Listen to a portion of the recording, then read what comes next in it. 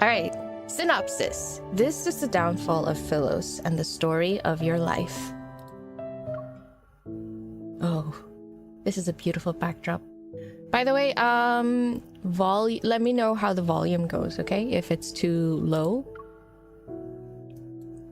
Oh, we'll see. We need some dialogue in order to check. Oh, it's as if I've been in a long dream. My consciousness is an immobilized seed that's buried deep in dark soil. The space around me is compressed into an endless void. Without any reference points, it is impossible to sense the passage of time. My memories are no different from a thick fog now, yet occasionally I hear voices in the distance. They fluctuate between being near and far. They are jubilant cheers from the living and sorrowful sobs from the dead. Ooh, notice the capitalization. I will find you. No? Who? This voice is akin to hallucination born from endless waiting. However, it is the only ray of light penetrating this blackness. Oh. Oh, that's what it meant in the trailer. I don't always hear it, but when I do, the faint light advances a little further into the void. In this endless waiting, I sense the heavy darkness. It slowly recedes. And after traveling for what feels like centuries, that light grabs my wrist. Oh, hold tightly. I beg of you, don't let go. Please pull me out of this endless void. Please lead me out of centuries of darkness and solitude. Oh, MC. The Chosen One has been summoned. Summoned? He shall deliver us, Philos' survivors, from the endless darkness. Okay. I see. The Chosen One has been summoned. She shall deliver us, Philos' survivors, from the endless darkness. Survivors. My vision gradually comes into focus and a shattered dome ceiling materializes. Wow. Below the altar, countless pale faces emerge from the firelight. Their gazes, fixated on me, are empty despite burning with great intensity. We will return to Philos prior to the apocalypse. Okay, so we have established an apocalypse. Return to Philos? What are they talking about? Where am I? Bewildered, I lower my head and stare at my hands. My fingertips retain a faint warmth. Huh? My wrist is suddenly pulled upward. Wearing white robes, the bishop drags me to the center of the altar with an irresistible force. Oh, excuse me, sir? Excruciating pain pierces my palm. The gem on his scepter is as sharp as a blade, and blood falls. So he used the gemmed hilt of a scepter to cut her palm? Rude? Behold, she possesses a vessel of flesh and blood! Obviously? The sudden cut to the crowd. Garbed in white, the acolytes cheer at the sight of my blood. While this absurd scene unfolds, a strange trembling rises. I feel it in my feet. But it's not that I'm afraid. Rather, the ground is actually shaking. Reminiscent of thunder, the sound of horse hooves approaches. Ah, my king, is that you? From my position on the altar, I can see a figure wearing black armor. The individual smashes the monastery gates to pieces. Oh, it's him. It's him! My love! My Tyrant. king! Oh, what was that? The tyrant! Oh, it's like he busted seeing him. Understandable! An understandable reaction from seeing Xavier. The kneeling acolytes lift their heads one by one. Yo, the music though. I'm suddenly getting so hyped. What the heck? They are shocked at the sight of the trembling stone doors. What? That's what it sounded like, okay? It's him! Then the doors break. Amidst flying stone fragments, an arc of black and gold steel cuts the acolyte leader in half. Oh, gory! Stop the Mad King at once! Mad King. The acolyte's shouts and cries are silenced by the gleam of his blade as it's swung. Unwilling to hesitate any longer, I quickly jump down from the altar, step over the white robe strewn across the floor, and slip into a shadowy hiding place. My lady, you... Be quiet. I'll count to 3 and let go. I suggest you answer my questions. With his mouth covered, the acolyte nods. Yo, MC's so cool. However, his expression shows excitement instead. They're all just a bunch of perverts. What kind of acolytes are these? His expression shows excitement instead of fear. Okay, MC, run. There's nothing to be gained. No knowledge can be gained with a bunch of perverts. Who am I? Who are you? Who is he? Do you know the man who charged into this place? He is the sinner who destroyed Philos. Okay, don't get too excited. A sinner? Who am I? You are the chosen one from Philos. The Cinder's waters washed you ashore. For a long time, we were waiting for you to awaken. Oh, finally. Who are you, pervert? Who are you? We are acolytes who belong to the Order of Babel. We reside in the most scholarly, sacred monastery in Cindersfell. The Order of Babel? Cinderfell? Cindersfell? You are here to help us to return to Philos. My memories are hazy, my mind clouded. I can't remember anything about myself. They keep calling me the Chosen One, but how can a person's name and identity be reduced to a cold, impersonal title? I barely made it out of that darkness alive. I'm not going to die here. How do I leave? The acolyte holds my hands with an iron grip. His voice is tinged with a childlike fanaticism. Oh. You're awake. Why should we leave? You shall save us all. Okay. You're mistaken. I can't save anyone. The whistle of the sword's edge was getting closer and closer, yet the acolyte stood frozen like a statue. Damn it. What are you waiting for? We need to run. He's not the only one. The other acolytes also have also fallen to their knees to worship something. Their singing grows more fervent with each verse. Okay, this is kind of creepy. Kill him? Wow, MC's busy. She just woke up. On the list. Look at hot guy, get groped by a pervert. Number 3, kill the pervert. Okay, let's push him aside. The acolyte staggers back and crashes into the brazier. Okay, she killed him anyway. The flames leap and engulf his white robes. His body dissolves into swirling dust. Okay, wait, what?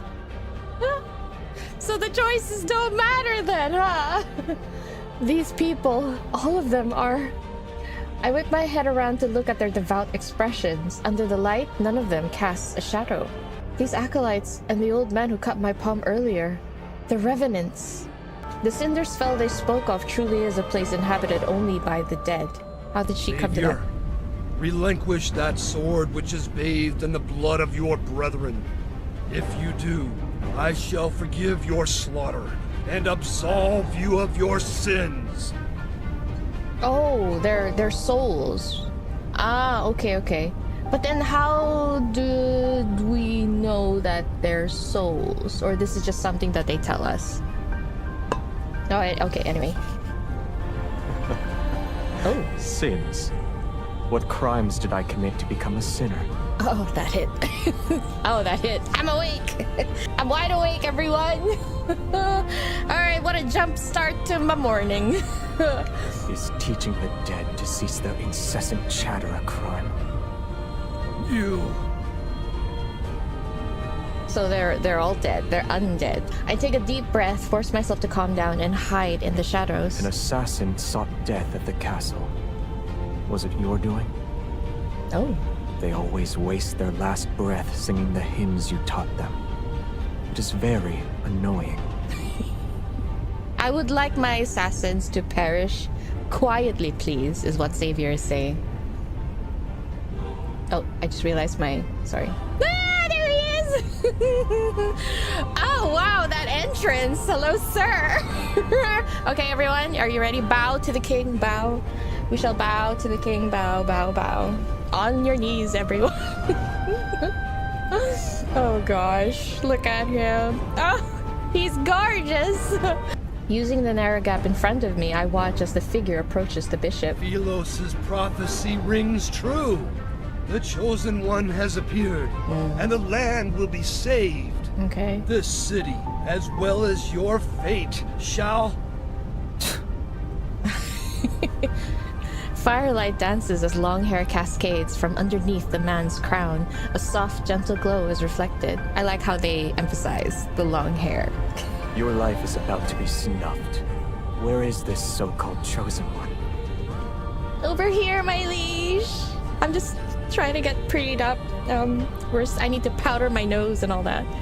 He steps forward, his black and gold boot treading on the hem of the bishop's robe. Hot! Are they preoccupied with praying for your salvation? You, irredeemable traitor! You are the sinner who destroyed Philos! Oh, clang. The bishop's scepter is sliced in half.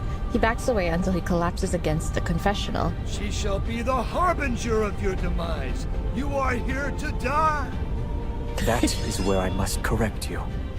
I'm here to attend your funeral. Oh. You're wasting your energy.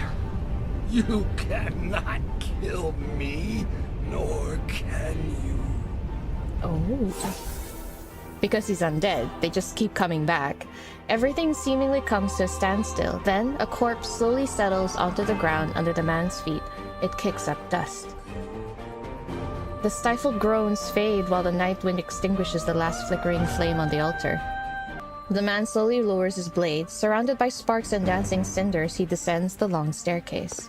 Where are we hiding? I'm stunned. As you should be, girly.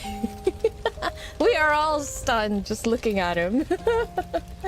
In the darkness, the sound of footsteps grows more distant. Is he gone? Still tense, I wait for what seems like an eternity before I use the wall to support myself. I cautiously step out from my hiding place. I need to leave. The entire hall is deathly silent.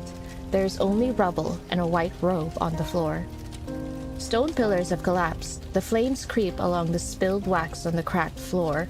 Ghostly lights frolic across the walls. Oh. I turn and thud. A sharp blade, having been thrown past me, is now embedded in the stone wall behind me. Damn! I mean, you didn't have to be that... God. He threw a sword in her path so she would stop walking. Got it. Okay, sir. Let's just calm down here. Huh?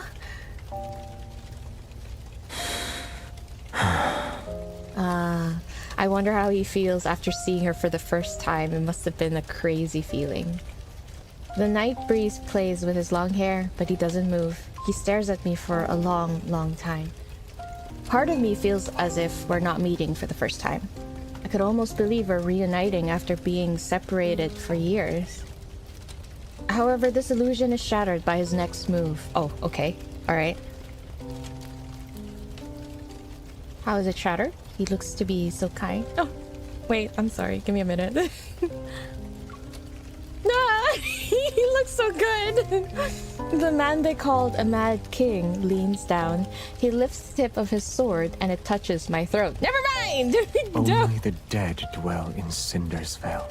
Okay. So, who exactly are you? Okay. He is so pretty. Oh my gosh.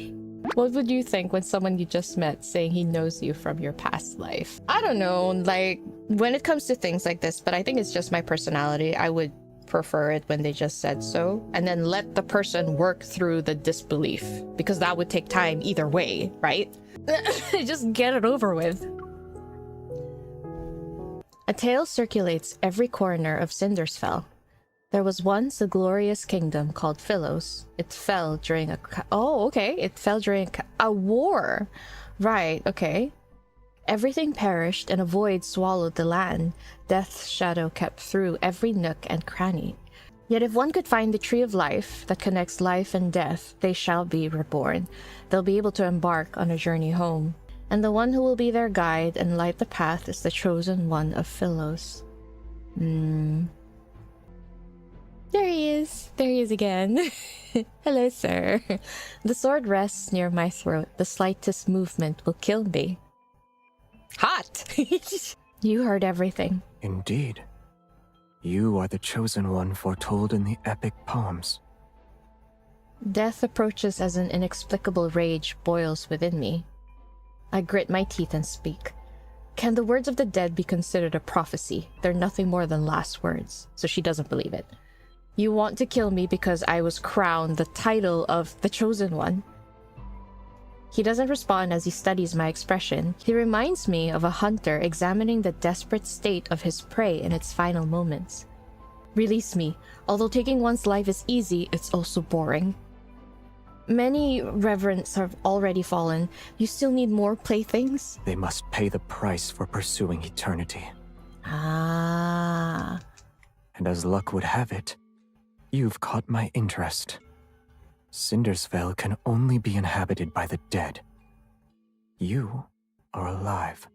Why? Why is that okay? Interesting tidbit. I have no idea how I even arrived here. All my memories remain trapped in those centuries enshrouded in darkness. They're akin to seeds buried underground.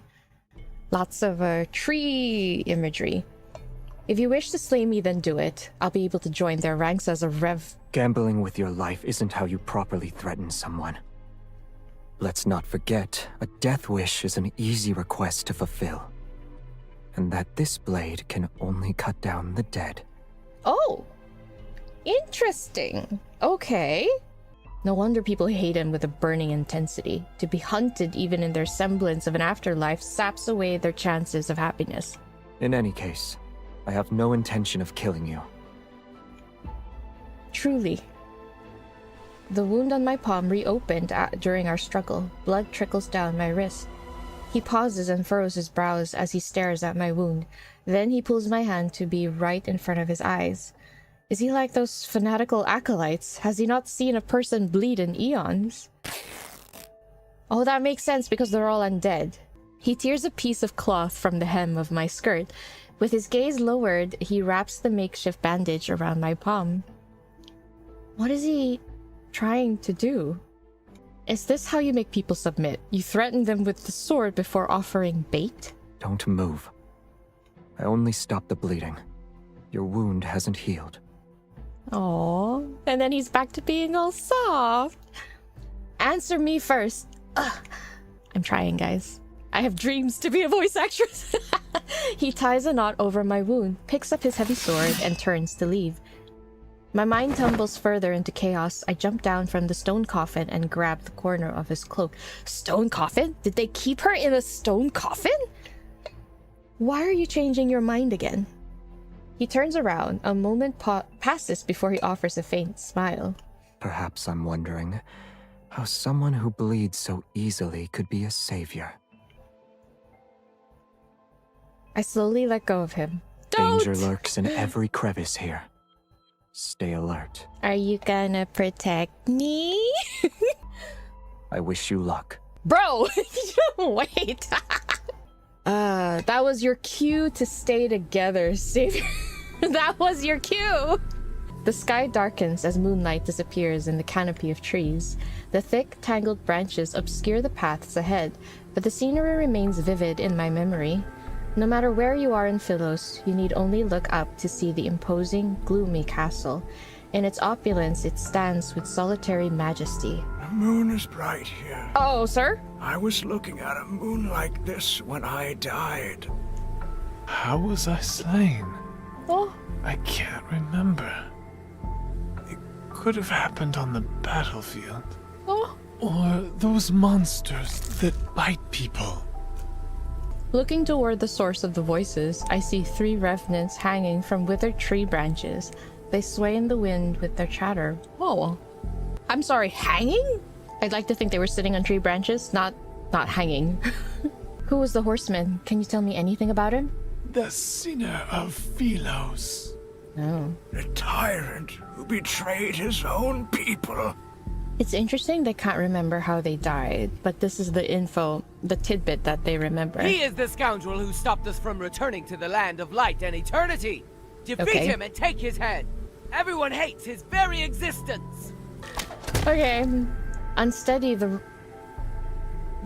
Oh. Oh. Oh. I was right. They really were hanging. Oh shit. Yo, this is so dark. Unsteady the ropes sway. The one belonging to the last revenant snaps because of how agitated he was. The corpse plunges into the swamp below. It's getting dark, and the fog is coming. You'd better find a place to take shelter. Oh damn. Thank you, sir. This world still feels unfamiliar to me. He's not wrong. My highest priority at the moment is finding a safe place. Where could I find such a place? The city at the foot of the mountain, of course. Didn't you fall in the... Didn't you fall in the swamp? How'd you get back up? It's the liveliest place in the area. The echoes of the royal capital still linger there. You must navigate through the forest, the swampland, and the remnants of a battlefield. At least this guy really sounds feeble. Remember to gaze at the moon. Once you reach the ferry's dock, you can cross the river. Okay. Take a silver coin with you. The old ferryman has a nasty temper. If you're not careful, he'll kick you into the river. These remnants are so nice! I look into the distance. At the westernmost edge of this land of exiles, the monastery sits in a secluded corner of the highlands. It's far away from where the Mad King resides. To reach Cindersfell, I need to traverse the forest and fog at the base of the mountain. Well, at least they gave her a destination. Imagine not knowing where to go, not knowing who you are or why you're there. Having a destination in mind, that keeps you going at least. The fog thickens and envelops the forest as daylight dims. Everything around me becomes a hazy blur. A broken bridge and another end of the road.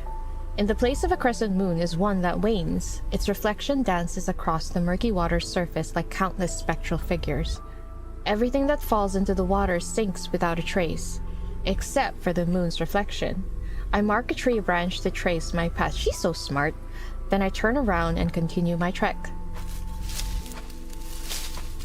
In a forest clearing, knights with spikes and silver armor sit around a fire. There are knights in a place like this? They aren't moving, and their lifeless eyes gaze up at the moon in the sky. May Philos prosper under eternity's divine gaze. Grandest Knight? What? Okay, so this is Philos. This is the Grandest Knight. So this is Philos. The Philo, or maybe a different timeline of it? What's going on? What? Oh my god, no, I feel so sad. How can a Grandest Knight be here? May Philos prosper under eternity's divine gaze. Silence. Do you hear that? Footsteps approach us from the southwest. Oh no, I feel so sad. Only the living can make that sound. Is the Mad King here? They're dead. All the knights suddenly turn their heads toward me, and the fire illuminates their faces, which are paler than their silver armor. The Mad King has not graced us with his presence. However, she carries his essence.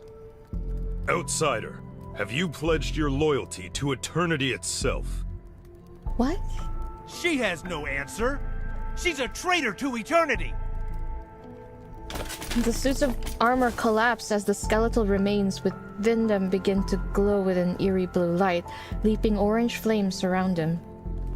Cold blades slice the air as howling winds erupt around them. Before I can react, they charge toward me. They turned.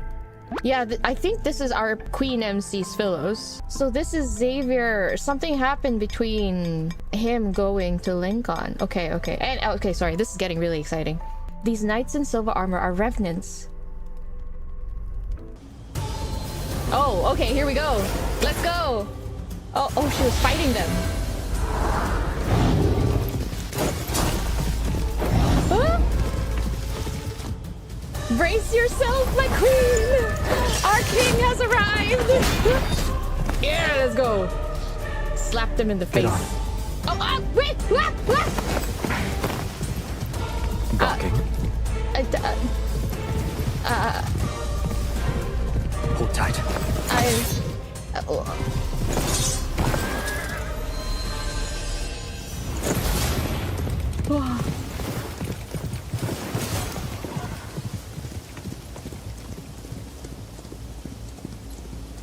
Okay, he called me out. Shit, I really was gawking though. Yo, that was good. That was good.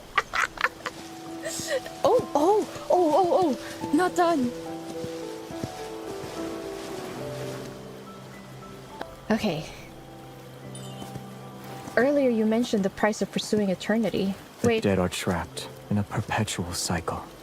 Wait. What were you referring to? The price of... Okay, so this is the price. Only painful deaths await them.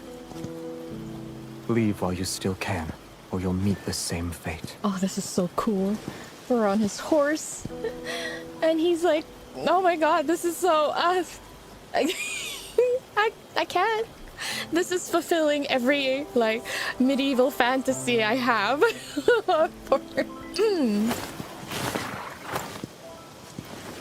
In a rush?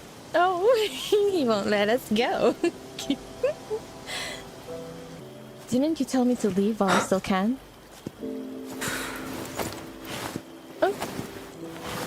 Oh, okay. I said leave.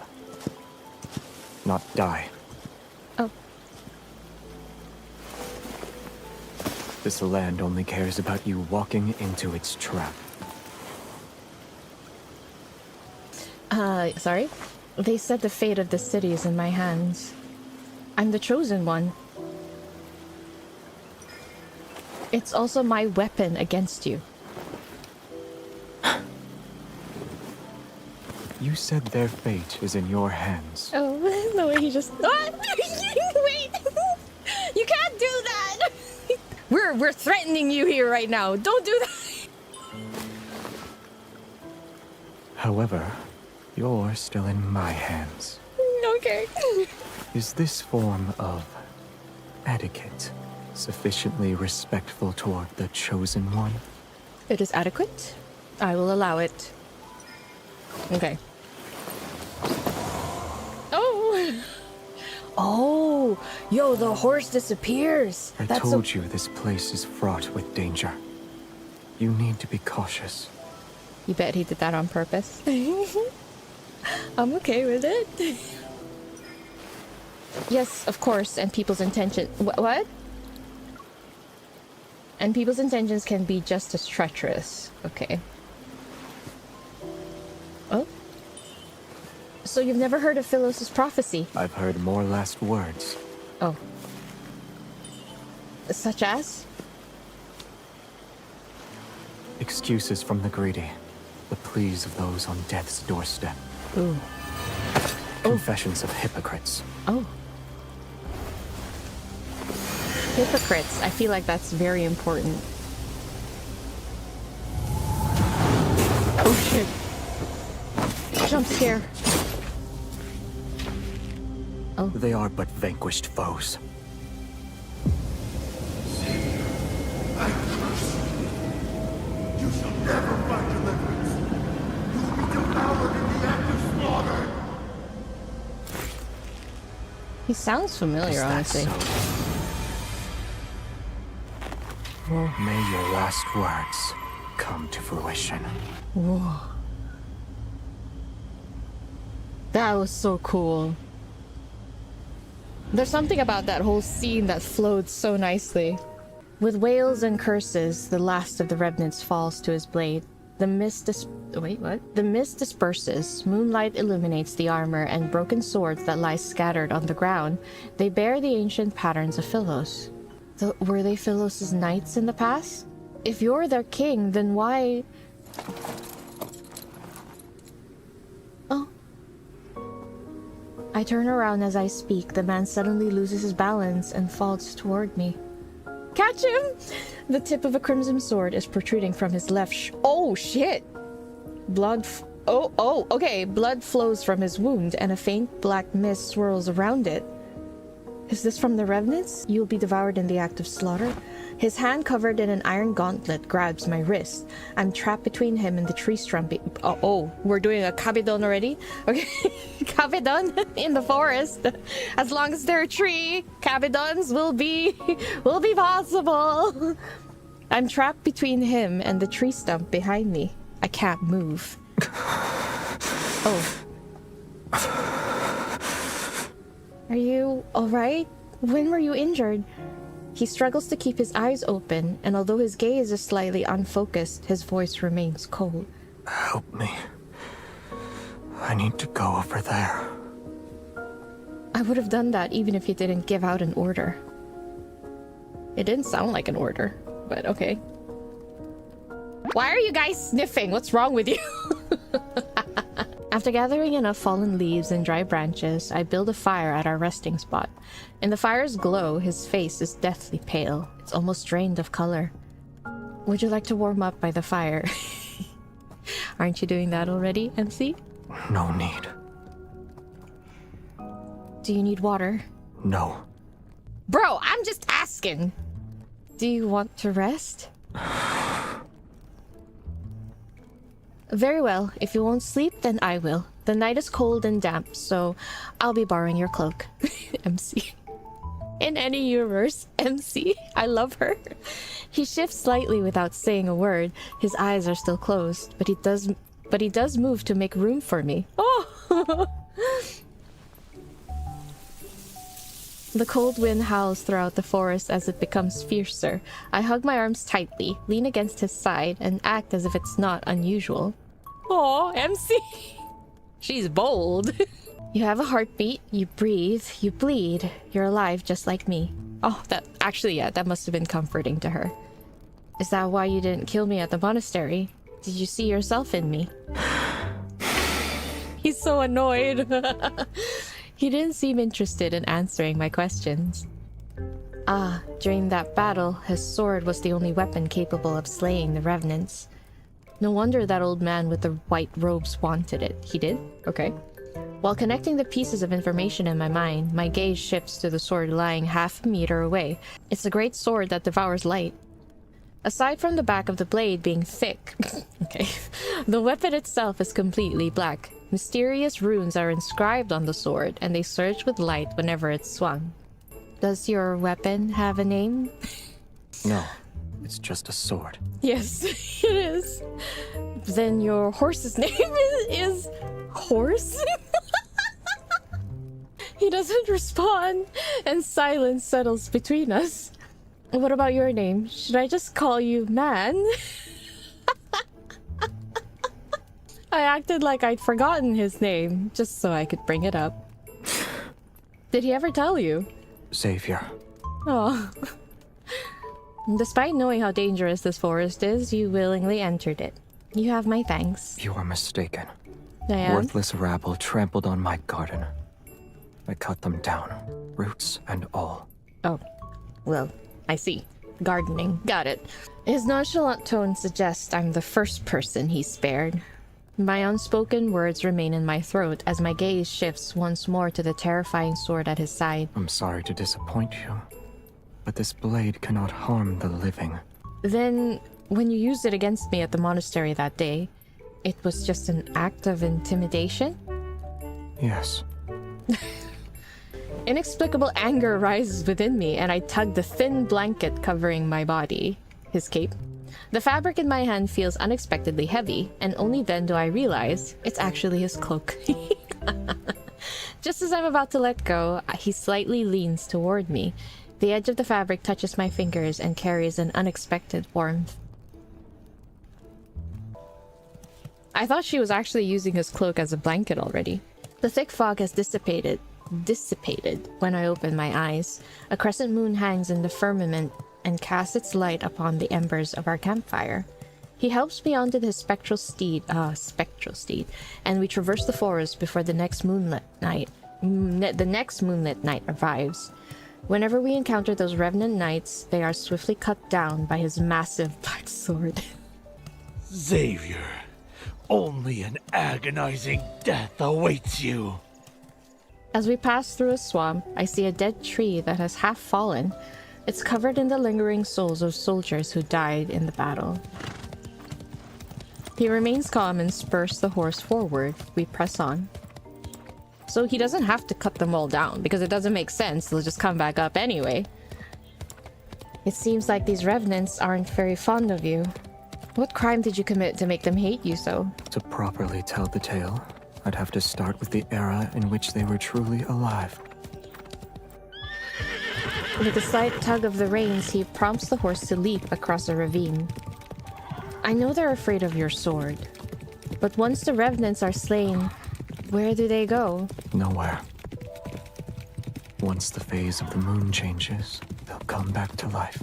Ah. The dead are trapped in a perpetual cycle. Only painful deaths await them. So that's what he meant. After an unknowable amount of time passes, rain falls from the sky. The remnants of an ancient battlefield emerge on the distant horizon. Collapsed stone tombs accompany overturned coffins. Oh. Rusty swords, broken spears, and worn helmets are scattered about. The rain washes away the dirt from the tombstones to reveal the text carved into them. Oh. In a chaotic era, the kingdoms fall like shooting stars. The order... Light Seekers! It really is! It really is! The Order of Light Seekers fought until they breathed their last breath. Countless blood-soaked battles fought with unwavering courage. Their tales live on in song, their heroic deeds forever engraved in our hearts. In the year of the 𝙾𝙗 calendar, the kingdom fell. The royal capital was destroyed, and the royal bloodline was extinguished. I question why the revenants do not recognize MC. Or maybe they do, they just call her the Chosen One.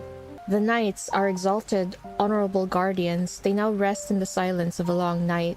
On the day the orders cease to exist, their names shall be carved onto these historical monuments under eternity's divine gaze. Like the stars, they are distant, but never cease to shine. What are you looking at? Oh. Yet he's the Mad King. After tying the horse to a tree stump, he walks toward me. I wonder if my name might be with these knights. Oh, what a thing to say, MC. That was your dream. Why? 𝙾𝙗 didn't meet its demise until I was gone for many years. For those who once knew me, I must have died early. If I wasn't an exiled prisoner, then someone should have remembered me. It's possible they made a memorial. Is being remembered that important to you? MC, the one who remembers you forever, is right here. I'm unsure of when he had lifted his cloak to shield me from the rain. These knights fought for their country when they lived. After they died, their tombstones were used to pave roads. Being remembered isn't important, but if no one remembers you, then isn't that the same as never existing in the first place? It took him a while before he finally spoke in a calm, indifferent tone. The rain is about to cease. We should leave. My legs are numb because I was crouching for a long time. Seeing me struggle to stand, he grabs my wrist and hoists me onto the horse. In the distance, the forest path gradually widens and becomes a road. An endless expanse of land stretches toward the horizon. And across the river is our destination, Cindersfell. Exactly, Taylor. Being manhandled is hot when it's the right person. Exactly. Our journey, less than pleasant, all things considered, finally ends at the crescent moon. Wait, what? As the crescent moon disappears, a new moon rises. The ferry crossing is enshrouded in a gray mist. When we arrive, the riverside is already crowded with revenants who want to cross. The revenants from earlier said I must cross this river by boat to arrive at Cindersfell. An unexpected event occurs. The lively atmosphere of the dock disintegrates when we appear. Oh. What an entrance! Suddenly everything is quiet. Even the water decides to be quiet. The revenants who were talking amongst themselves fall silent and back away. They create a clear path for us, so everyone is dead here. We're all undead. It's interesting how they still have their own lives. Accustomed to the situation and unfazed, I pull out a silver coin I had found in an abandoned tomb. It'll pay for the fare. Xavier remains in the same spot. It's then that I realize he doesn't have a coin. Oh no! Oh no! He doesn't have a coin! 1 coin per person. No exceptions and no credit. Why does the ferryman look so detailed? And he looks kind of familiar. I can take care of any revenants that try to cross without paying. Oh. Right. Your presence alone is bad for my business. I'm not even sure I want to let you board. So, are you crossing the river or not? He gives me an expressionless glance before silently shaking his head. Wait, I'll pay for him.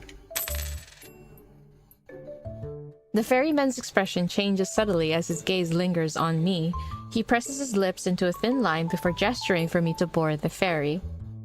Okay. He recognizes me? The man behind me... The way he just walked out of frame.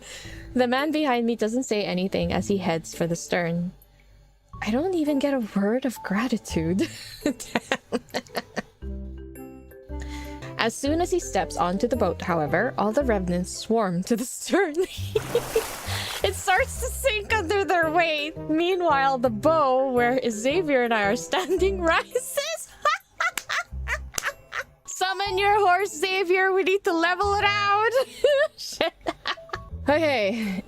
Either find a seat or get off the boat, you dead bastards. Oh. Oh wow, they literally just jumped off? The revenants on the stern proceed to leave as they were pardoned from execution. Only the 2 of us remain.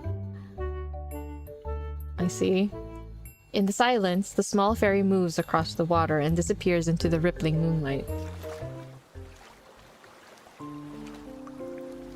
I look at Xavier as he rests. He has folded his arms and his eyes are closed. You owe me half your life, and now you owe me a coin. Wouldn't you say I ought to be paid? You want to use my debts against me.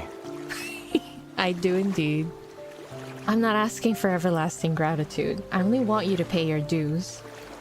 I clear my throat to deliver the words I prepared. I want your weapon, the sword that makes the revenants cower in fear. Wow, MC. No. Of course. I can sense his resolve in that answer, but I expected as much.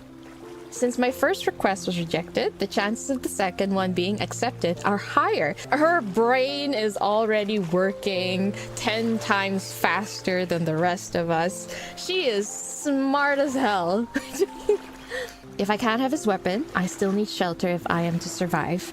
But living with an unpredictable individual is risky. If you cannot decide before we disembark, there will be no payment. Rude! I won't allow it. Since you live in the castle on the other side, I'll meet you there when I think of my payment.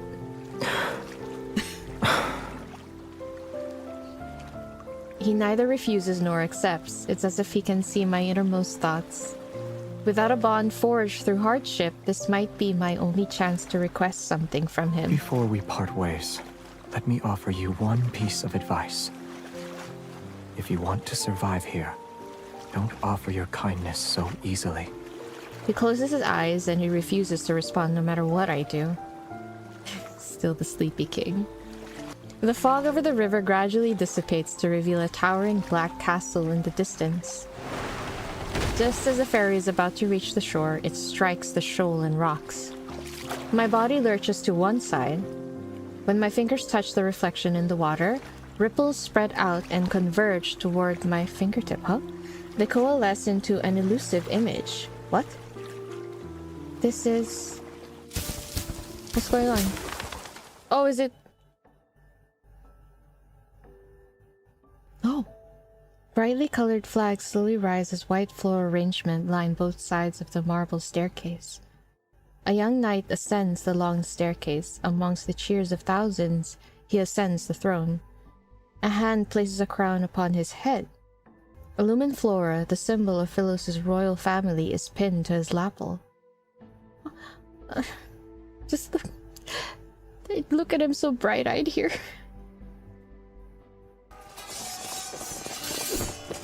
Huh? The illusion shifts to reveal an entirely different scene. Fortifications crumble, ruins cover the land. The royal capital, once peaceful, has become a battlefield shrouded in war smoke. The rebel army storms the capital. They force the young king to take his own life. What? Yet their swords are melted into liquid steel in the furnace and cast onto the throne itself.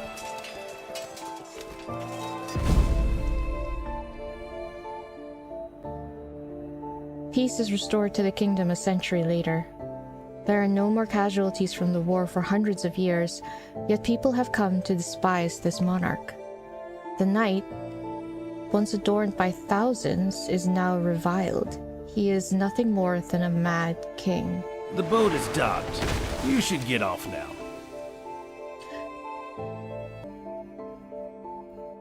The voice pulls my thoughts back to reality. I raise my head and notice the space beside me is empty. Did I see his past? Shock washes over me, I'm sorry. And in the darkness hours of the night, scattered lights illuminate a ruined city in the distance. The wind rustles the grass as his figure quickly vanishes into the darkness. It seems like Xavier got crowned after a rebellion. So Xavier's found something out. Could it be after he found out what was in that forest? But why was he crowned? What happened to MC? Was he crowned first? And then something happened and then gave the crown to MC? Okay, I'm sorry. Yeah, alright. Let me just keep going. Oh wow, look at this. I've been wandering the city for days. Although I failed to discover new information, I feel more free than ever before. But what surprised me was that every revenant here firmly believes they'll return to Philos one day. And before I knew it, I started to believe it too. Within that rotten black castle is the Mad King, who sits on an abandoned throne. Countless kingdoms, innumerable cities, all their denizens wept under the hooves of the tyrant's iron cavalry. Okay, I'm sorry. I'm not getting anything yet, but I'm seeing some discrepancies, and it sounds like there's a reason for it. Some timey-wimey shit is happening. I wonder if he went back again. It did say trace back 2 after all. Yeah, it does say trace. Why does it say trace back 2? Oh, maybe there are 2 teams? Team 1 and Team 2?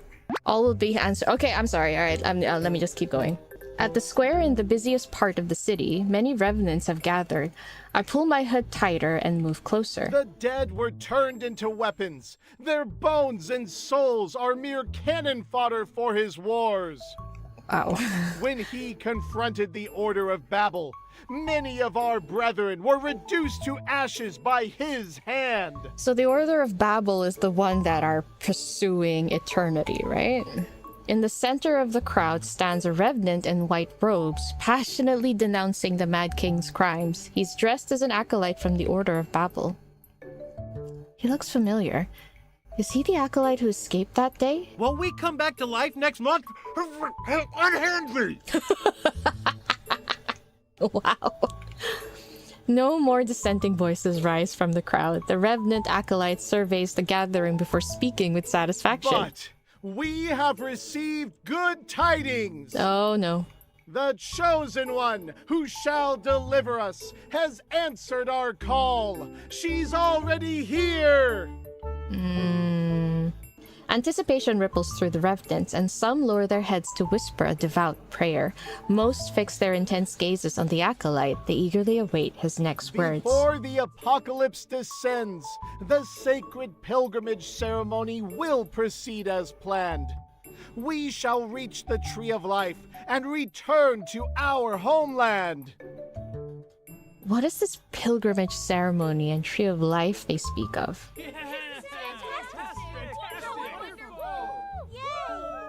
Where's the Chosen One? The Chosen One. The Chosen One is Time to duck, MC. Time to hide. Find a barrel somewhere. I don't know.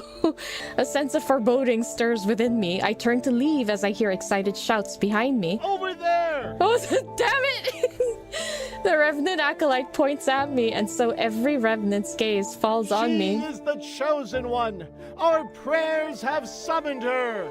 Oh, MC, time to dash. Gotta go fast. Let's go. Acting as... Oh. Acting... Xavier's not here, damn it! Acting as if they've seen a goddess, the Revenants run toward me. Fervent cries resound. Countless hands reach out and cut off my escape route. Holy shit. Jubilant, they hoist me above their heads. Okay, this is scary. Wait! Release me at once! Oh, damn.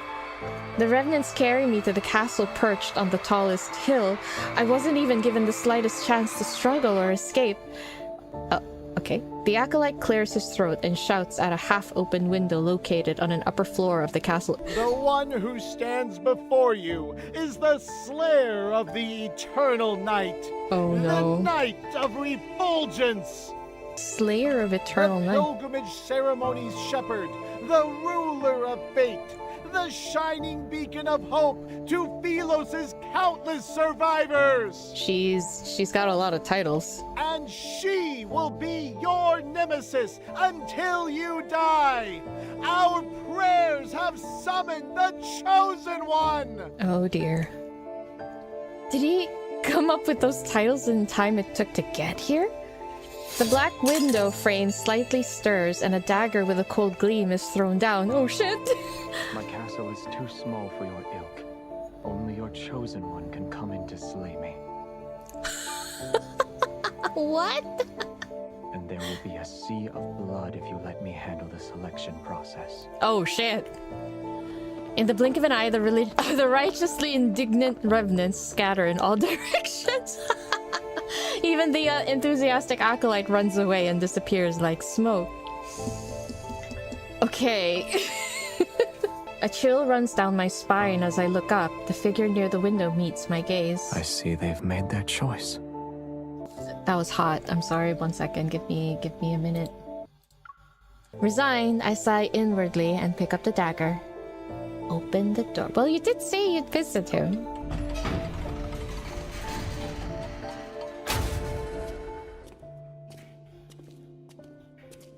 In the vast empty hall with a tiled floor, only the sound of footstep echoes. Oh wow, it's so weird seeing this here. The candle's flames sway from wrought iron chandeliers. Light and shadow interweave like spiderwebs across the cold stone walls. It's been a long time. Seeing him, right? Why does she always sound like she knows where this is and she's like reminiscing? It's been a while since I've been here kind of thing. I stop at the foot of the throne and look up at him. You bear all their hopes and dreams, and their very faith rests upon your shoulders. How does it feel? Not that great. Spoiler alert, I am actually MC. But I'm not here to duel you to the death.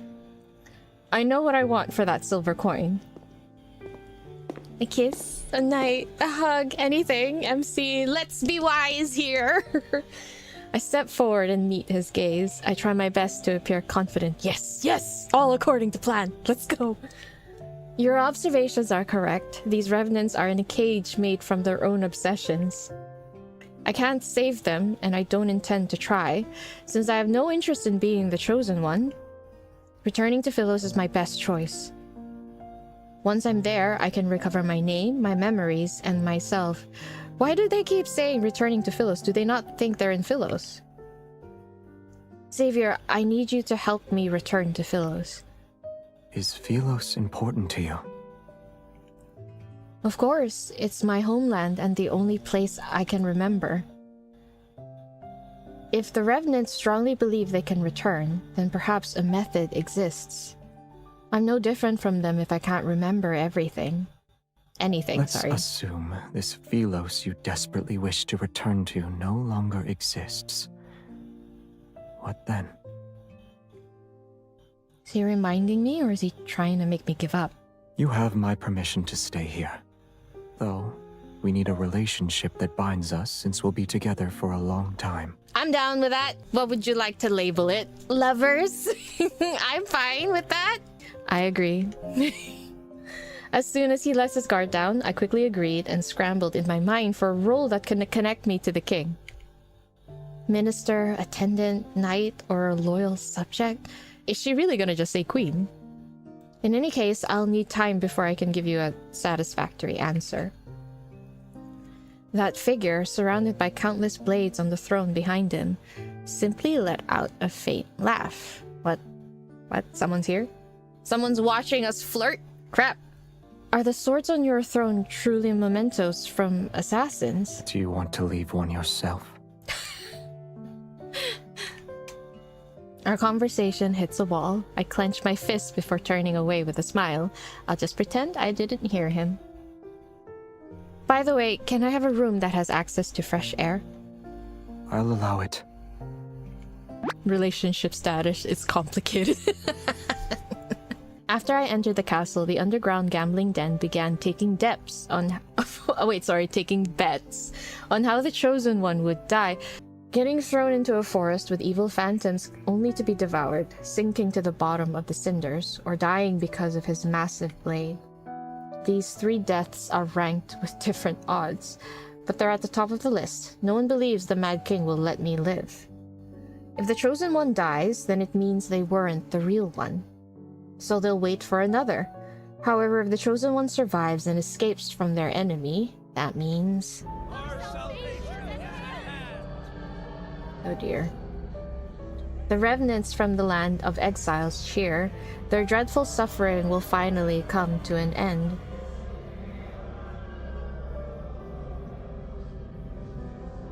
Oh yeah, that is very Dark Souls 5-y. They sing their praises for days, and even though I chose the castle's highest room, their voices still penetrate the walls. But ever since I escaped the monastery, the arduous journey of poor sleep and traveling without proper rest has left me exhausted. Now that I have shelter, exhaustion washes over me like a tidal wave. Revenants don't need to eat, yet I'm forced to endure this hunger. That night, I carry a lit candle and slowly make my way down the winding stone staircase to reach the kitchen. He rarely eats. What a frightening person. That's a shame, since he's such a foodie. I conduct a thorough search only to find roots and mushrooms. What are you doing?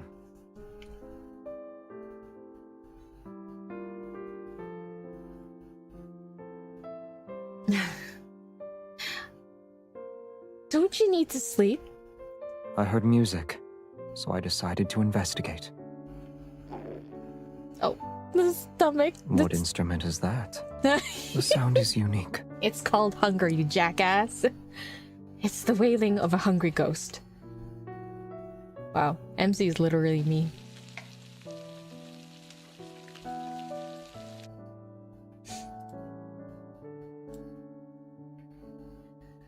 Okay. 15 minutes later, he brings over a bowl of mushroom soup. It's brightly colored.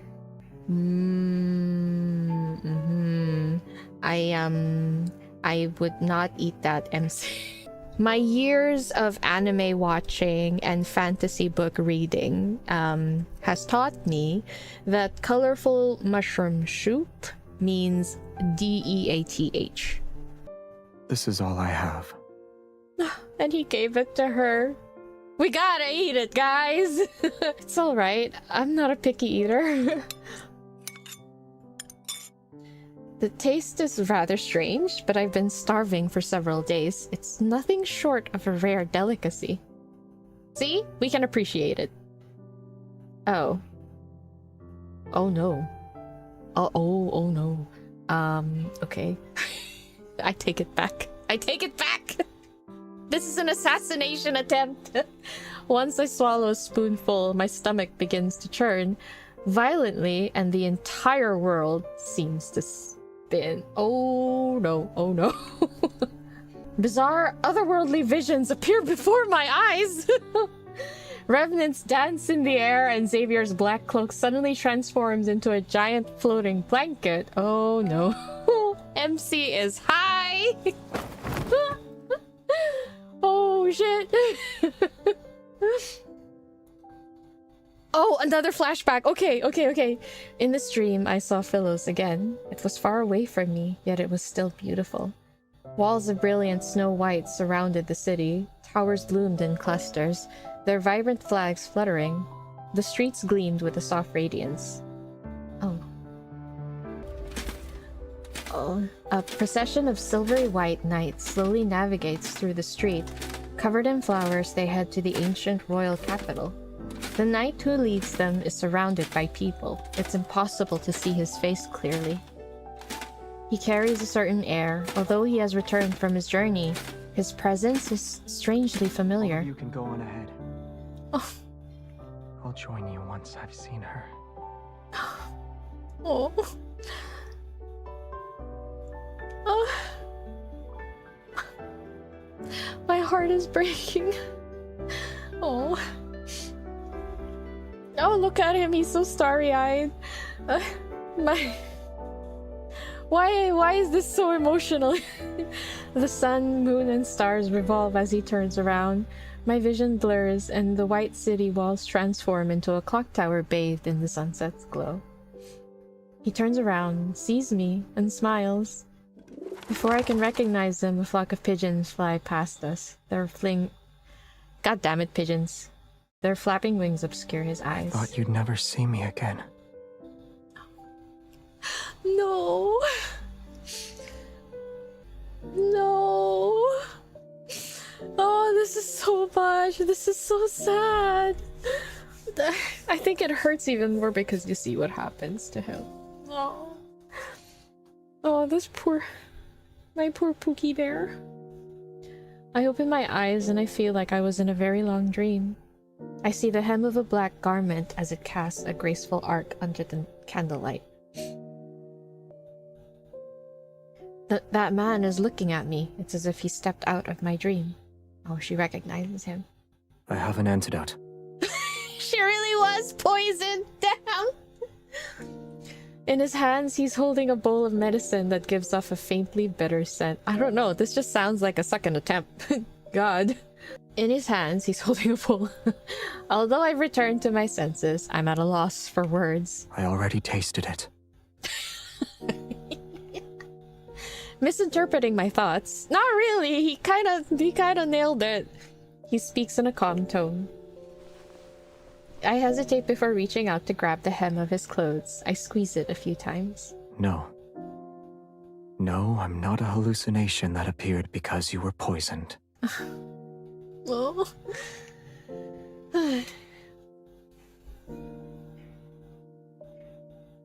He sits down at the edge of the bed, his elegant long fingers supporting the back of my neck as he brings the bowl of medicine to my lips. His pose is unmistakably intimate, yet his expression remains unchanged. His eyelashes aren't even raised once. I hear a clamor. Did something happen? It's war. Oh. There's a war happening here? In a place like this? Yes.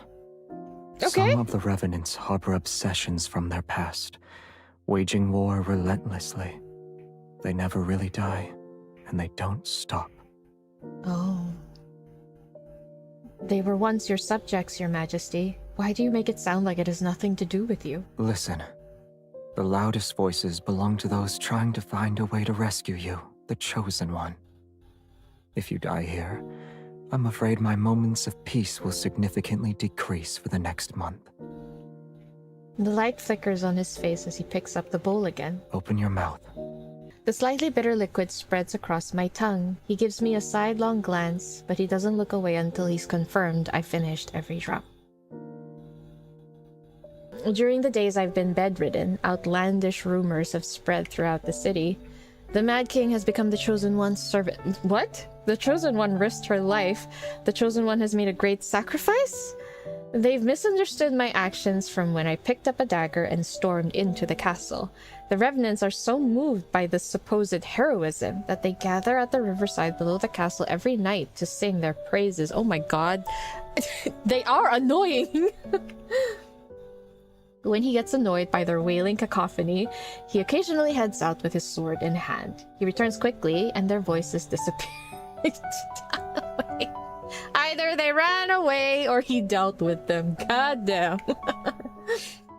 I'm unsure of what happened outside. Are you sure? However, the shouting isn't as frequent as it was before the past few days. Since then, finding a way to return to Philos became my only goal. The Cinders is not a single river. It's connected to numerous tributaries of various sizes. They intertwine like a tree's root system and extend in all directions. Some of these tributaries flow into gloomy swamps or plunge into bottomless ravines. Others lead to lairs with revenant knights. Yet no matter where I look, I'm unable to locate the Tree of Life from Philosian myths. Day after day, I mark new locations on my map, only to cross out their names later. So during this time, that's when the event chapters happen, which, by the way, I still haven't properly read. I need to read that later before it disappears.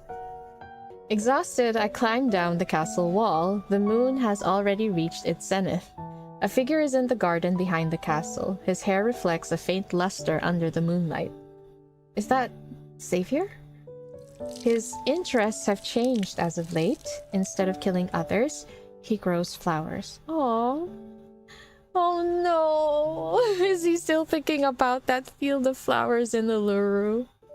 Yet not even a fraction of light touches Cinderspell, and only lumen flora grow here. The flower he tends to is one I haven't seen before. He looks like a soft Sephiroth. What kind of flower is that? Curious, I walk up to him. He glances at me before he continues to water the plants. One that shouldn't be able to survive here. Then why are you growing it? He doesn't answer me, his fingertips touching the withered stem. I'm not sure if he didn't hear me or doesn't want to respond. I know you have secrets. You don't need to tell me. The fact that I have secrets shouldn't be a secret. I needed a minute to decipher. Okay. But this secret is related to a certain person, yes? I crouch down beside him and push aside a cluster of leaves. The wilted leaves' veins have taken on a yellowish hue, and the light blue— oh no, it's the— okay, it looks so fragile that it might snap at any moment. People typically grow flowers to remind themselves of someone, or give them as a gift. I doubt there's anyone you'd want to give flowers to in the city, though. There is one person. Who? He sets the watering can aside. Oh, he's so bashful. Turns to face me and looks into my eyes. We'll talk about it when the flower blooms. I don't know if it will ever blossom. However, I do know that someone who promised to help me hasn't kept his word. He nods thoughtfully. You created a map of the entire city. Then you walked along the tributaries large and small. You've done good deeds all the while. Tales related to your acts of kindness have spread throughout the land. I was collecting information. Wait, how do you know about all of this? You rarely leave the castle. Would you say these methods of yours are effective? At least I'm doing something. I'm quiet, then I shake my head. None of them are the correct method to return to Philos. What a pity. Rude! I'm trying here! I'm trying my best! He's always like this. He dismisses my word with a few of his own. Well, we'll set that aside for now. About that relationship you mentioned before, I've made up my mind. I mean, if I get to choose, obviously there's only going to be one answer. My identity is known far and wide. I've also earned a bit of respect. Why don't you step back and let me be the actual ruler of Cinderspell? A queen, in other words. What's funny is that's technically what happened. That way you won't be bothered by outside affairs. It doesn't matter if you want to plant flowers, kill revenants, or live a quiet life. To put it simply, I want to be someone who's important to you. Perhaps worried about losing a stable source of food, I made a vow with the utmost sincerity. I don't know what his thoughts are, however. What do you mean by important. Let's say you're the only one that matters in my life. Huh. So you want to protect me? Of course I do. As if he couldn't hear me clearly, he crosses his arms and takes another step toward me. Oh dear. He's pretending he made a humble inquiry. I doubt you need my protection when you wield a sword like that. But when those revenants attack again, I'll be by your side. He's laughing. He's smiling. He actually laughed. I can hardly believe my eyes. I can help you figure out a method. On the other hand, you need to find a way to make a flower bloom. Are you sure it can still be saved? After agreeing to this surprisingly simple condition, I returned to my room. After spending these days together, Xavier seemed nothing like the Mad King those acolytes talked about. But the way he took me in and promised to help me felt like just an excuse. An excuse to keep me here. Could it be because of that chosen one rumor? I think that's a typo. With no answer for now, I sighed, yet his smile from moments ago kept flashing through my mind. The call of an owl resounds outside the balcony. A shadow swoops down, drops an envelope with a wax seal, and then flies away. Okay. Huh? I return to my bed and open the envelope. On the letter, the stark, concise handwriting catches my eye. We would like to invite the Chosen One to our sacred monastery so she can observe the selection process for the pilgrimage ceremony tomorrow. The Order of Babel looks forward to your answer. That sounds so ominous. Okay, so far the story progression is very interesting. It's not... I feel like it's a bit on the slow side. It's more about world building, but we are getting a glimpse of what is happening, at least. Which is nice. Oh, and here we go. I don't know what would make her think this is a good idea to attend, but I guess they revere her, so she's sorta safe. Each month, the monastery selects individuals to sail along the endless cinders. This is known as the pilgrimage ceremony. The revenants believe that by traveling along the cinders, one can find the tree of life that connects Cindersfell to Philos. Once more, I find myself at the monastery. Everything has been transformed. The dilapidated altar and crumbling walls have been restored by the revenants. They're functional now. The acolytes' soft chanting echoes throughout the building. They carry an ineffable reverence. I pass through the noisy entrance hall and enter the courtyard. It seems the bishop has been waiting for me. You've said the apocalypse is only a matter of time, and I'm the key to saving this world. Even though I know these revenants cannot truly perish, I still feel a strange sense of unease upon seeing the bishop again. Exactly. You see the same guy that was cut in half. If there's going to be a world-ending flood, you should be building dams. And if war is about to break out, you should be mobilizing armies. Those are more productive options than pinning your hopes on me, your so-called chosen one. Sensing the doubt in my words, he responds with a slight smile. You think I've spouted lies to control the revenants, is that right? Why do they believe in you? I'd like to know that too. I'd also want to know why they believe in me. When the options are a false hope or genuine despair, the former option is much more enticing. Oh.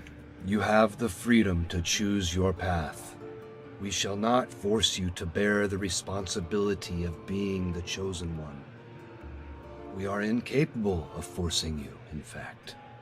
Good to know. But the pilgrimage ceremony shall be carried out as planned.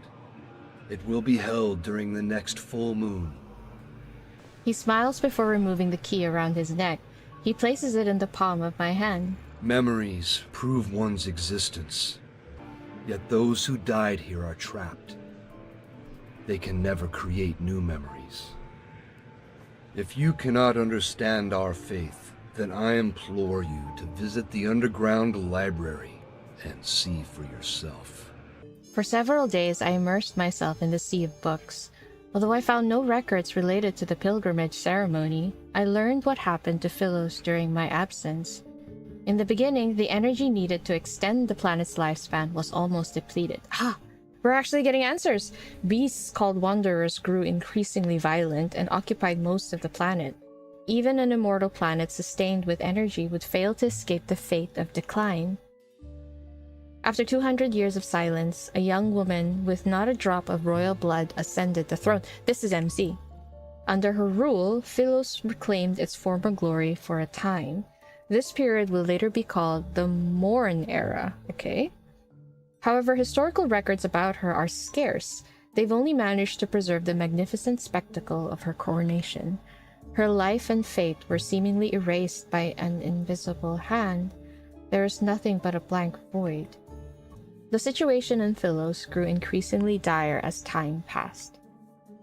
The royal family and citizens were split into several factions. Their constant disputes rendered the monarchy on the brink of collapse.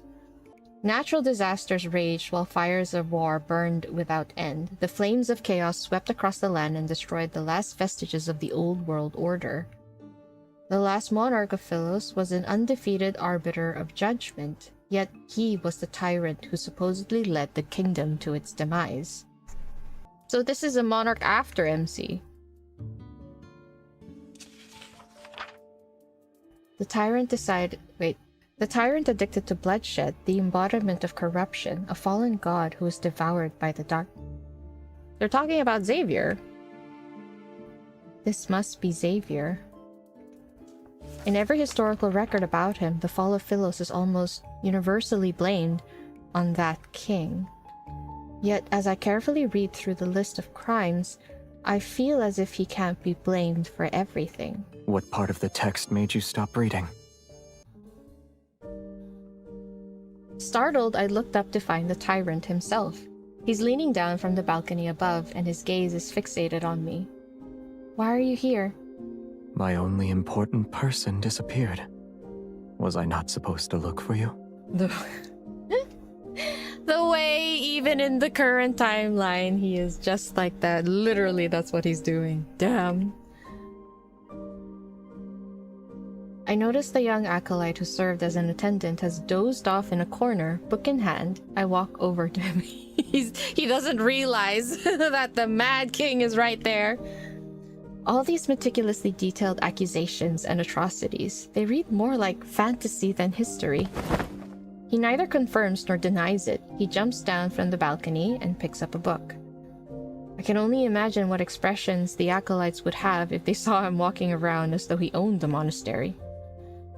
According to the book, the first 200 years of your reign were referred to as the Golden Epoch. It must have been wonderful. Why did... Some matters should remain shrouded in the unknown. If you don't want to tell me, then that's that. I'll assume all these myths about you are true since you won't say anything. I hesitate, but my curiosity eventually gets the best of me. Tightly holding the book, I move closer to him.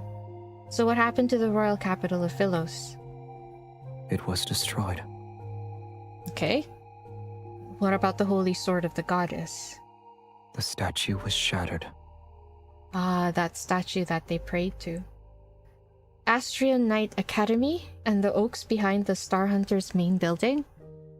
I desperately recall the places I can remember. Burnt to cinders, along with all the birds in the forest. The wind blows past us again. The windows rattle as the chandelier above us sways. The curled, yellowed pages flutter rapidly as the story rewinds to the first year of the Morn Era. Oh, MC's era. A single event was commemorated, the coronation of Philos' only queen. Let's change the subject yet. Have you met this queen? Out of all the monarchs who ruled Philos, why is her story glossed over? Even her portrait is unrecognizable now. I touch the blurry portrait on the page. The ink has been smudged. How convenient. He looks up and his gaze lingers on that page. Then he turns away. I don't remember. I will say that your impression of Philos is too idealistic. But those revenants said Philos... They have no memories. And those without memories can only believe the stories told by others. Lend them your ear for too long, and you'll become just like them. Yeah, so it's become a game of telephone. They only remember what they told each other. And since they've lived for so long, you can't trust what anyone says. They're all unreliable narrators. I know. I'm already someone without any memories. That's why I want to return to Philos and find them. The revenants will be at their strongest during the full moon. We'll head back once you've seen enough. Only now do I realize that he's here to take me back, even if he didn't say so directly. I see. You're worried about my safety. You said you needed to find me because of our agreement, but it's actually because of loneliness. You've lived in that castle for too long. The absurdity of our deal, his awkward expressions of concern, perchance it's because he's been alone and bored for years. I won't stop you from drawing your own conclusions. Good. I'll do just that, especially when it involves matters that make you uncomfortable. You refuse to speak of them in either case. I narrow my eyes and lean toward him. I push the book he's holding to the side. The city of Revenants has existed for over 100 years. Have you truly been alone all this time? The Revenants exit in groups, and the acolytes gather together. They pray all day and all night in the monastery. I can hardly imagine what it must be like to live alone for hundreds of years, never aging, never dying. Aren't there any friendly Revenants you can talk to? You want me to become close friends with them? Not all Revenants are disagreeable. You're already prepared then. For what? You'll be their only goddess. And once you're no longer needed, you'll be a sinner they hate. Sounds like a cycle! A complex, indescribable emotion wells up inside me. I retort before I can stop myself. You always say they deserve to be trapped in their futile obsession for eternity. How are you and I any different from them? Aren't we also trapped? I'm obsessed with returning. What about you? Obsessions are for the dead. I have none. He turns, his profile etched in moonlight, yet his features are obscured in the shadows. I can't help but feel like nothing matters to him, whether time passes or stops, whether the flower he tends to blooms or not. I'm sorry, but the way he's like peeking a look at her is really adorable. He's just waiting. For what? I'm not sure. An inexplicable sense of frustration and loss bubbles inside me. Never mind. Don't leave just yet. I found these books for you. He furrows his brows slightly. Still, he turns and takes the books. Philosian Guide, Caring for Flowers, and How to Identify Edible Mushrooms. You know he needs the latter. I'm not sure if flowers can bloom without light, but watering them 3 times a day will definitely kill them. The setup is so nice. I'm glad you think so. It is pretty, right? And it does fit my vibe a little bit more. Okay, alright. So, next chapter. Following the book's instructions and using the withered plants as fertilizer, the unnamed blue flower finally shows signs of vitality. Oh, it's growing!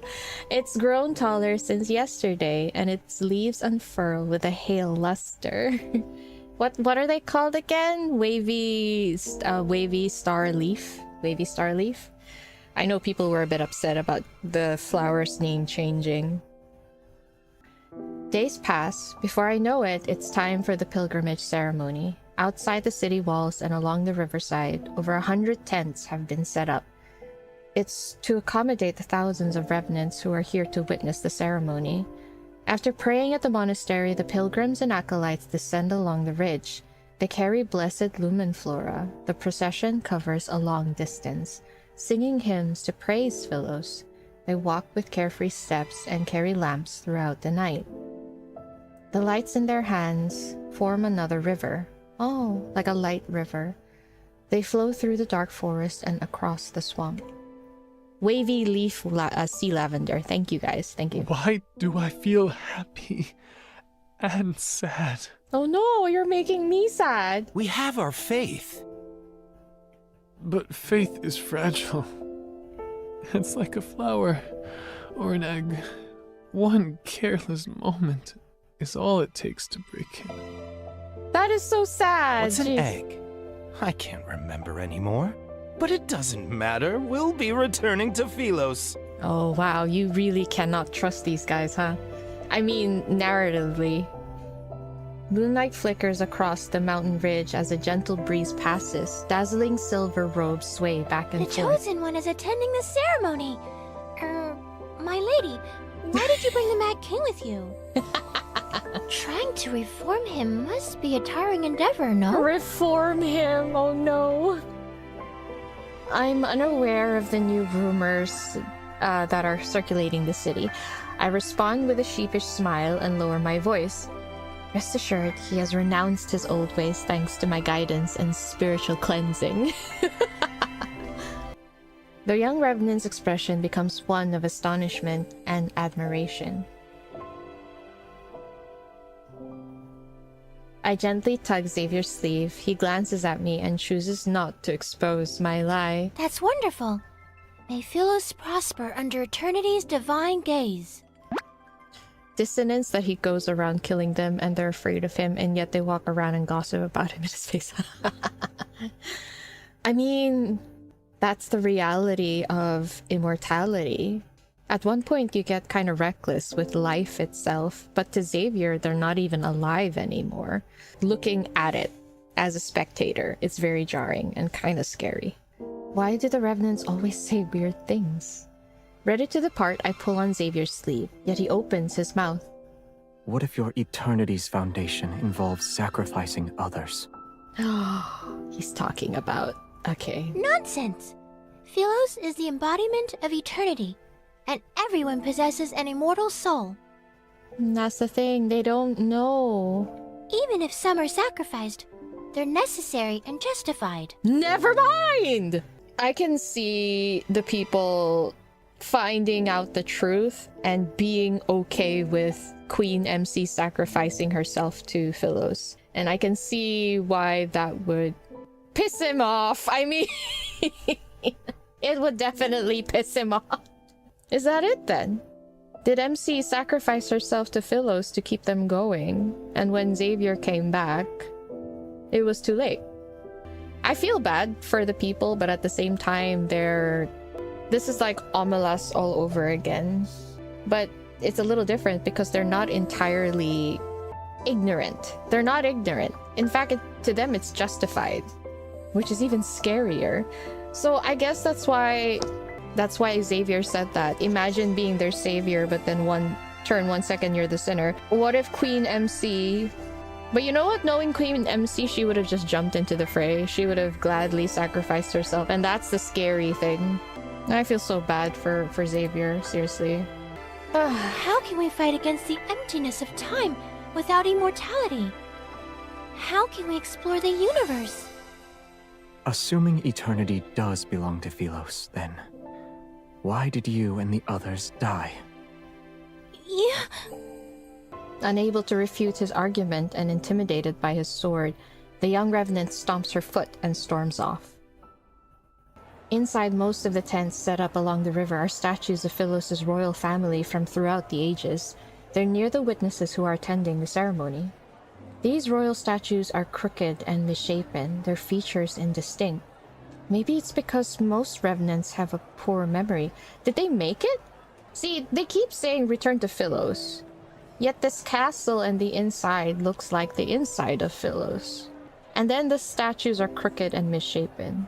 It's like a poor copy of Philos. This one is surprisingly lifelike. Its face is too fierce for my liking, however.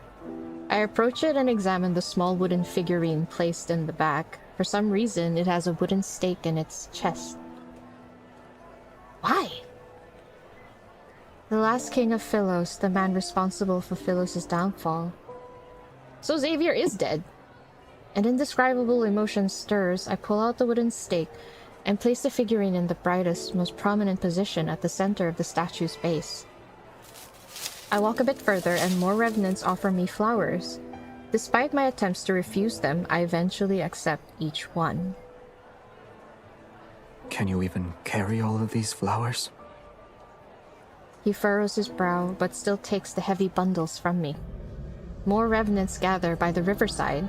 Their singing is so loud that they almost drown out other sounds. Worried we might get separated, he frees one hand to hold mine, as we slowly make our way through the crowd. The last king of Philos and the man responsible for Philos' downfall. That beloved king who was eventually despised by all, that's you, yes? We've spent so much time together, his identity is no longer a secret to me. I'm more curious about that queen story. I want to know what she did. There must be a reason for why everyone is reluctant to speak about her fate. What do you think happened to her? He looks at me. Stories about salvation and sacrifice follow the same pattern. Some perish, others are saved, some continue living, and others are forgotten. I suppose she didn't accomplish anything, that's why she was forgotten. Pilgrims pass us as they happily sing hymns about their yearning for light. Xavier watches the group heading toward the riverside. He suddenly speaks to me. In the beginning, her statues decorated every street. Some were dissatisfied with her conduct, but most adored her. Yeah, I remember the nobles didn't like her, They right? believed she would be the chosen one who'd lead Philos to its rebirth. She was the key Philos needed to obtain true eternity. And then? Are you asking what happened? She disappeared. No one knew where she went. For 100 years, the people thought she abandoned them. For the 100 years after that, the people slowly forgot about her. Another 100 years passed. Her portraits were burned, and her statues were destroyed. They became the stones that paved the royal capital's plaza. Oh, Xavier. After the king ascended the throne, normalcy returned. Yet nothing could change this planet's fate. I wonder if he's bitter that all the people died and left him alone. I think he's also bitter about what they did to her. Did MC just go off into sacrificing herself without telling anyone? Because I'm pretty sure the people at that time of Philos, they didn't know anything about her being the core to power Philos. Maybe she didn't say anything and just left. And when they left, they thought she abandoned them, despite being the reason why they were still alive for the next 300 years. If I were Xavier, I'd be super bitter as well. Her sacrifice was nothing more than an insignificant grain in the sands of time. Exactly. You're suggesting I shouldn't let my compassion push me into becoming the chosen one. I don't want to be that kind of person, though. I don't plan on saving anyone either. The way that must have really relieved him. What? Do you think I'm being selfish? They're already dead. Even if someone could change everything, that person wouldn't be me. You were destined to fail as the chosen one the moment you gave them a modicum of pity. Why do I feel as if you don't have faith in me? As we talk, several small revenants who recognize me hurriedly approach. Holding the lumen flower they picked out, they ask me to help them weave flower crowns. Xavier has an expression that shows he expected this to happen. I sigh and push away the revenants. 1 crown each, form a line. She's too nice, though. When I look up again, Xavier is already walking away from the lights and chatter. The night wind rustles through the grass as his figure quickly vanishes into the darkness. He always arrives without a sound and leaves in the same manner. His thoughts are impossible to predict. The ferryman and young king stand by the riverside. They stare at the lights and the singing revenants that the night fog has almost consumed. You keep her close. Are you afraid she'll recognize you? Or are you afraid she won't? Oh. Oh yeah, now that I look at him, the beard is kind of different. Yeah. I don't know why I thought they were similar. But he's so familiar. I know him from somewhere. I don't know why, but maybe because he's old, all the elders like just pop into my head. He is so familiar. She won't remember. Yeah, he knows. It won't be long until the apocalypse arrives. After this pilgrimage ceremony, the river might grow again. And it might reach the Tree of Life. Do you want to be a witness to that? What does that mean? Should they find a method to return, they'll see Philos is no longer the place they imagine it to be. As the hymn reaches its climax, the boat carrying the pilgrims reaches the center of the river. Amidst solitude and stillness, he turns to look at the elderly man behind him. Isn't it peaceful when there's no one to ferry? For us who desperately clung to life until the very end, being trapped here is a punishment. They're trapped. So this is some sort of copy world. They're in a pocket world. Yo, if they return to Philos, won't they return as wanderers then? Is that where the wanderers are from? Since wanderers were technically people. I'm very interested in that Tree of Life though. Yet sinners should atone for those who died unjustly. Am I mistaken? And her? What will you do when she can't continue? Can't continue? At long last, there is something beyond your expectations. When the time comes, I'll have already made my preparations. What are you planning? I don't like this. Seeing that he doesn't want to discuss it any further, the ferryman sighs and says nothing. Don't you owe me 6 fares now, boy? Your memory is getting worse. It's 7. Centuries have passed.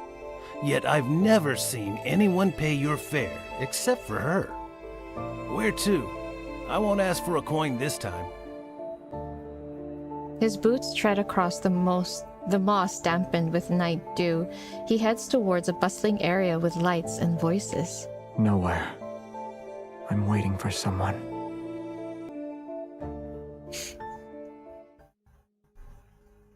He could honestly care less about the planet surviving. Yeah, exactly. The Revenants say this grand ceremony is based on a ritual conducted in the past. It was how the royal family bid farewell to knights before they were sent to battle. I wonder if anyone gave Xavier flowers when he departed as a knight. Oh! I rub my sore wrists as I finish weaving the last flower crown. It's for him. It was scary. When he passed by my tent and saw me making wooden carvings, he threatened me into making one for him. What? My ears perk up when he's mentioned. I walk toward the tent surrounded by the Revenants. What did he ask you to carve? A small wooden figurine of the Chosen One. It's you, my lady. Huh? Did he pay for it? Guys, you're all dead. How is money still important right now? Jeez. You don't even need to Only gave me a gemstone from one of his buttons. Was he trying to flaunt his wealth? Unbelievable. At least he gave you something. Oh my gosh, these Revenants. He's only pretending to obey you. He'll spend every night cursing you with that wooden figurine. That's an exaggeration, don't you think? Strange yet restless emotions stir in my heart. I look around, but I can't see him anywhere. Songs drift from the rustling forest in the distance. As the moon rises to its apex, the pilgrimage ceremony reaches its climax. The Revenants remove the floral wreaths from their wrists and toss them skyward. There is a shower of light that rains down. Did he leave me behind and return already? For some reason, this scene feels strangely familiar. It's as if there was an even more magnificent celebration in my memory. Oh no. What's happening to me? Is she having another flashback? Oh. Pain suddenly pulsates through my heart. The violent tremors pound against my eardrums as an unbearable force spreads from my chest to my entire body. Everything before my eyes blurs like paint on soap paper. Your Highness? Your Highness? Tomorrow is your coronation ceremony. Oh, she's remembering. Starting tomorrow, you'll be the Queen of Philos. Oh, do we get to see that time? Before my eyes is not Cindersfell, but a magnificent grand palace. It's as white as snow and radiant. For your coronation, he asked for 20 carriages to be filled with fresh flowers. I'm telling you this in secret, so you didn't hear it from me. Oh. Oh no. The children he hired lined the streets. No. They cheered and scattered flowers. Some stood along the roadside, others on rooftops. In the end, the entire square turned into a sea of flowers. Did you see it? Oh my god.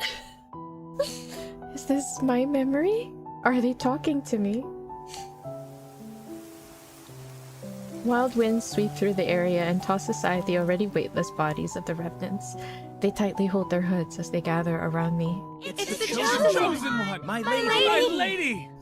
Oh wait, I'm sorry, I don't know why that teared me up. Excited, expectant gazes approach me. I try to step back, but these individuals move closer. What did you just call me? The chosen one! You shall save us, my lady! Voices assault me from all directions as countless hands grab at my dress, their expressions revealing an urgent zealotry. I think that's how it's pronounced. Do you remember what Philos was like? You met the pilgrims in Philos. Did they find happiness? I heard that... What are they talking about? Help me! Help me! What's Philos? Pilgrims? Who am I? Why can't I remember anything? My memories have been burned to a crisp, my mind is a blank slate, and I feel a strangeness unlike anything I've ever known. Philos is about to meet its end. We beseech you, your majesty. As the ruler of Philos, you must ensure this planet survives. Oh no. The ether core within your heart can save Philos from destruction. Son of a bitch. The Chosen One has exerted herself during the pilgrimage ceremony. Leave her be. The crowds part. When I raise my head, I see an elderly man in white robes standing before me.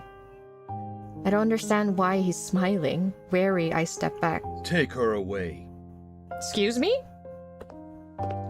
After he turns and walks elsewhere, a young acolyte immediately runs toward me. My lady, please return to the monastery with me. Wait! Please don't wander off!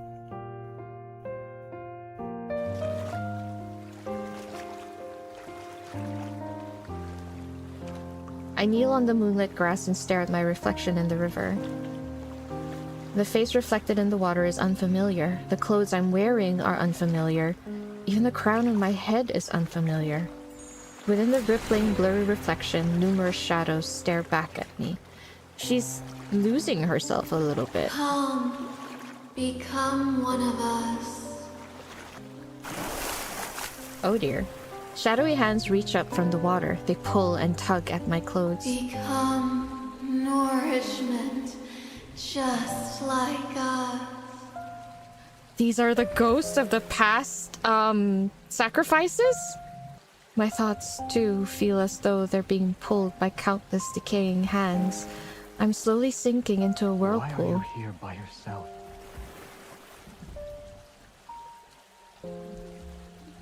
Oh! Oh! A white figure appears in the depths of the forest. In spite of the darkness, he's clothed in a soft light. As soon as he raises his head, I freeze. Several seconds pass before I feel the faint flutter in my throat. Why are you just staring at me? Xavier? My memories begin to stir once the first syllable of his name leaves my lips. They slowly flood my mind. This long-lost familiarity seems to transcend time and space. It compels me to run to him and hold him close. But an icy... but an icy hand from the riverbed tightens its grip and dragged into a bottomless darkness. The group of pilgrims disperses. Only the lumen flora lies scattered on the ground. Your Excellency, will we be able to return? Worry not. The day when we are welcomed into the light shall arrive. A raging gale churns the river's waters as dark clouds slowly obscure the moonlight along the horizon. In the fog, a boat carrying revenants is swept into a whirlpool. The vessel and its passengers are swallowed. They will never resurface.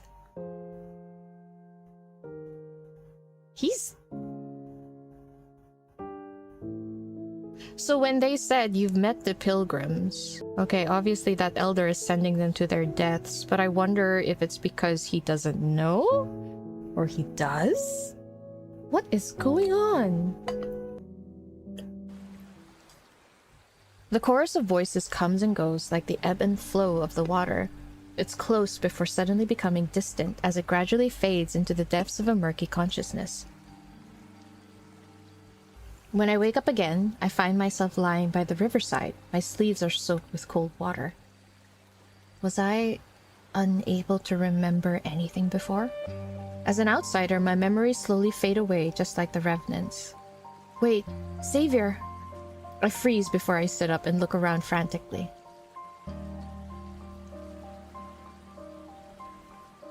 Xavier?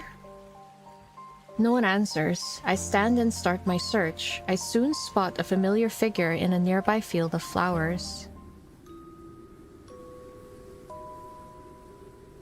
Xavier! I steady my breathing and stand in front of him. It seems as though he hasn't noticed me. Seemingly in a deep slumber, he lies quietly amongst the flowers. Thin wisps of black mist are wrapped around his body. It's as if the resentment of countless revenants is corroding him. What are those mists? I feel like that's the one thing that's keeping him sane. But he also seems to be... Because he's also dead, isn't he? How can he also be living? When the sword stabbed him, was he bleeding? Yeah, he was bleeding. His breathing is stable. His chest rises and falls with every breath. He's not injured. Is he actually sleeping? A weight is lifted from my chest. I crouch down beside him and poke the back of his hand. No response. He's always been a light sleeper. He'd sensed my presence as soon as I took a step in his direction before. But he seems to have fallen into a defenseless slumber this time. I can't help but lean toward him, to the point where I only need to look down to see his long, soft eyelashes. You're always stern when you're awake, but I'll admit you look cute when you're sleeping. The person you like, the one you want to give flowers to, wouldn't she want to see you smile? I touch the corner of his mouth and imagine what he might look like with a grin. Without realizing it, I start smiling. How is it in this timeline? This MC is also confusing who Xavier likes. She can never escape it, huh?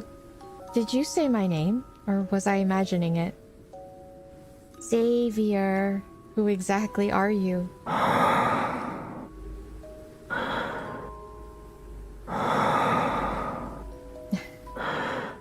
That was intense.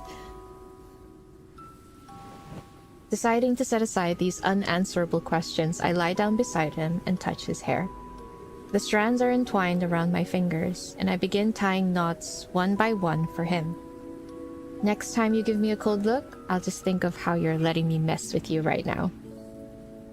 As if hearing my words, his brow furrows slightly.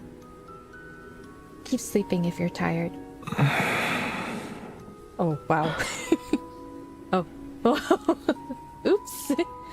He suddenly opens his eyes. I loosen my grip and the half-braided strands of hair escape from my hand. You...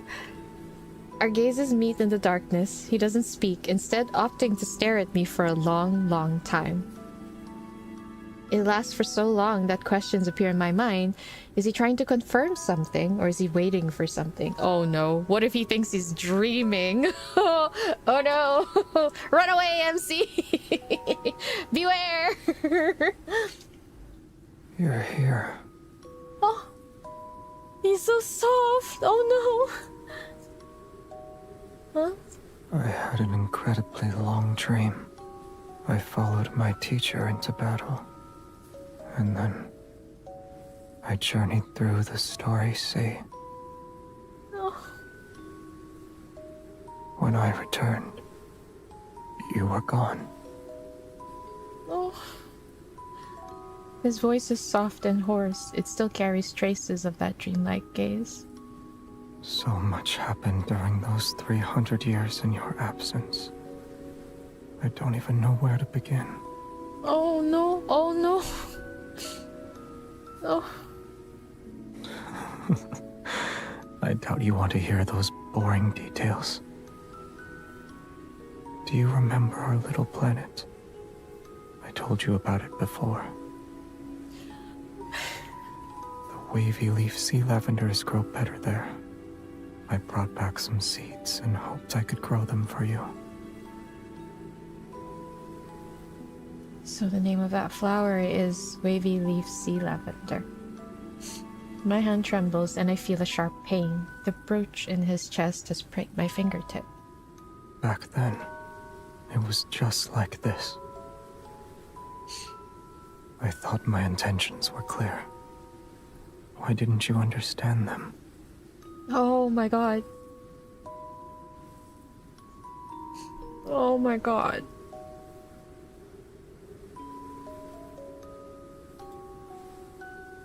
Oh no. I mean, to be fair, Xavier, it's hard to understand if you're being so vague like that. Maybe I'm the one who's foolish. I should have been more direct from the beginning. No.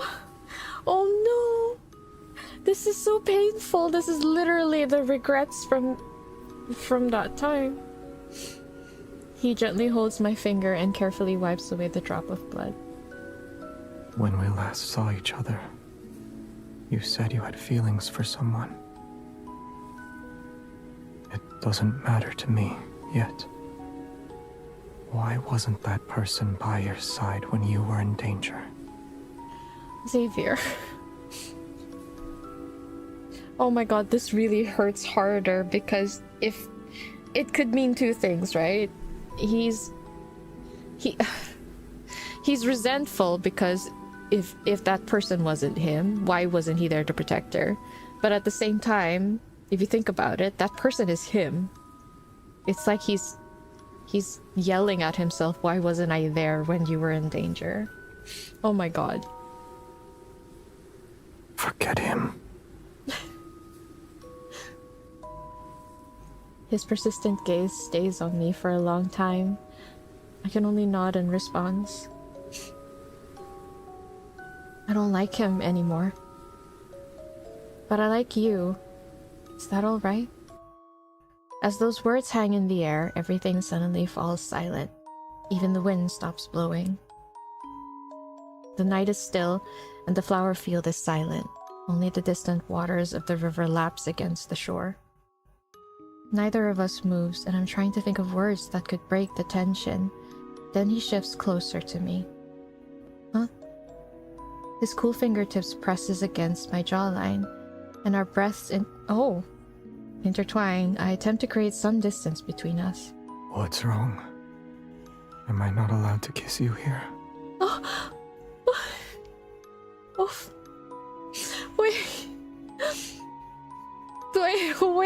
Wait. Oh my god. Wait. Oh my god. Wait. No, I can't handle this. This is too much. Oh no. Oh no. Oh my god, I cannot. When he wakes up, he's gonna feel like shit. I hate this so much.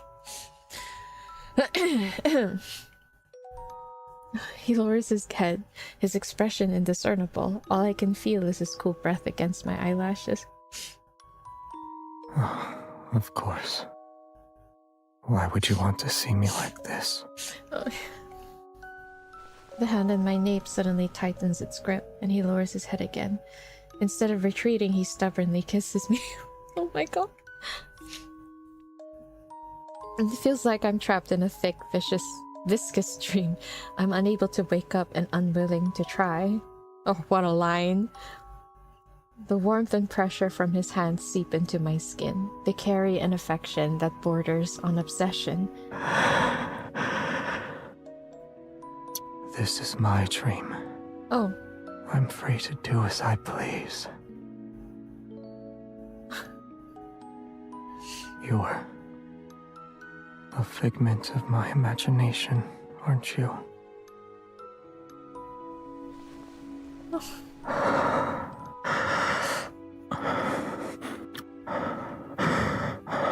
Oh my god. Oh. Oh, wow. Okay. Oh shit.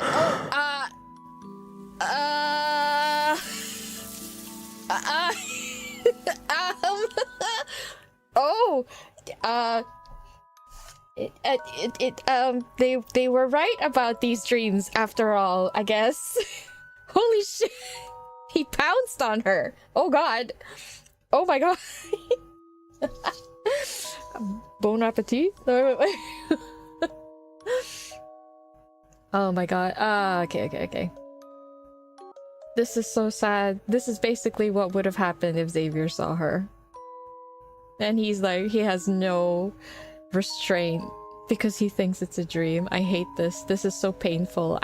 There's so many feelings I'm feeling in one point. I cannot handle this. This is the fact that he thinks he's dreaming is what really hurts because of how honest he is right now. And I love how it's connecting to all the frustrations that I dealt with in reading his Lightseeker myth. I was so frustrated. Yes, I know. I saw someone said in the chat, I can't see it right now, but someone said that he said elope. Well, for one thing, there is an inconsistency in the translation. Apparently, it's... I remember being really frustrated about this, that I switched the language to Chinese. I went online to read other people's analysis on their take for the Lightseeker myth, and it does seem that in the English, Xavier does seem more... I don't want to say eager, but he was very affectionate, yes. But still... in the Chinese, he actually never mentioned elope, just said to leave the place. That's it. I think the word he used was 雷会. 雷会 means to leave. Let's leave. Or 带你走, like take you away. Elope has a more romantic feeling to it because elopement is what you used for running away to get married, right? But in the Chinese, he never said elope. But either way, look, despite the translation mishaps or the different choices of words, you cannot deny that every time MC mentions that she keeps mentioning, oh, she's someone important to you, he always said, yes, this belongs to the person that gave it to you. Yes, where is do you still care about the person who gave this to you? He kept saying yes. You cannot blame MC to think that he's talking about another person. You really cannot. He thinks he's being playful, I get it. Especially since he's also been touching her, hugging her, and very open with his jealousy when he thought that she liked Jeremiah. I get that. But you cannot blame MC for thinking that he's giving very mixed signals. And I can see how MC was also very confused. So I really liked how here he is letting go of all the he's openly showing his grievances, like he's upset that he wished he was more clear about it. Because yes, honestly, he should have. I agree. He really should have. You can't be mad that MC misunderstood him when even Xavier misunderstood her. He still thinks that she likes someone else. The silly goose. But yeah, that's one of the reasons why I was so frustrated. And then he left her at that point. Well, not really like leave her. He went away to look for a solution. But MC already knew that this would be the end of whatever connection. At least Queen MC, she knew. But the fact that Queen MC was probably still yearning and waiting, that really breaks my heart. But then now that we see Xavier being so regretful for it, that breaks my heart even more. He genuinely thought that he was being very open about it. These two are really meant for each other. He was not open enough in that myth. Yeah. Him jumping her makes me feel so much better. Yeah, that's as clear as it gets right now. Jumping. But that's the thing. He thinks he's dreaming, so he can do whatever he wants in his dream. So I do question if he did manage to see her again. I'm sure he'd have to talk to her first. I don't know if he'd be able to jump her. Oh gosh. But then that's it, right? Misunderstandings, lack of communication. But Xavier learned. He's learning. That's why he says he wished he was more open. Chapter 6, thank you. Okay, I can read this chapter again later. As our lips touch, I catch a glimpse of the lumen floor gently swaying. The wind has begun to stir again. Oh, okay, wow, that was the end of chapter 6, damn. So, since there was a lot of heartbreaking, cutesy, hot stuff going on here, 7, 8, 9, I'm telling you now, is gonna be filled with angst, isn't it? That's what's gonna happen, isn't it? I'm ready for the angst. Come at me, baby. Okay. Maybe not angst. The ceremony ended, and those pilgrims were never seen again. Oh, wait. The elders in the monastery declared the ritual a success. It was an auspicious sign since the Chosen One appeared. The revenants celebrated every night. The city was filled with statues of the Chosen One in all sizes overnight. Everyone here is a sculptor, huh? There was also the tree bark touched by the Chosen One. The tiles the Chosen One stepped on. Okay! Even the stone the Chosen One supposedly hit her head on after tripping over a branch during her arrival. They were all treated as a sacred gift. The revenants competed with one another to preserve these treasures. Your baubles are nothing. My hand was touched by the Chosen One herself. Chop it off! Upon hearing this, revenants around him let out gasps of envious admiration. You have been blessed. Excellent! We'll chop off your hand and mount it on the city wall, so every passerby can shake it. Okay. I was joking, by the way. I didn't mean it. Okay, I apologize for putting that idea in your head. My bad. Holy shit. That's not what I meant. Oh my god. You want to cut off the hand that the Chosen One touched? I'm so sorry for putting it out there. Don't be afraid. We're incapable of feeling pain. Or is your heart not sincere enough? Ah. They can't feel pain. That is interesting information. I shall accept any sacrifice if it means I can be a pilgrim. Sir?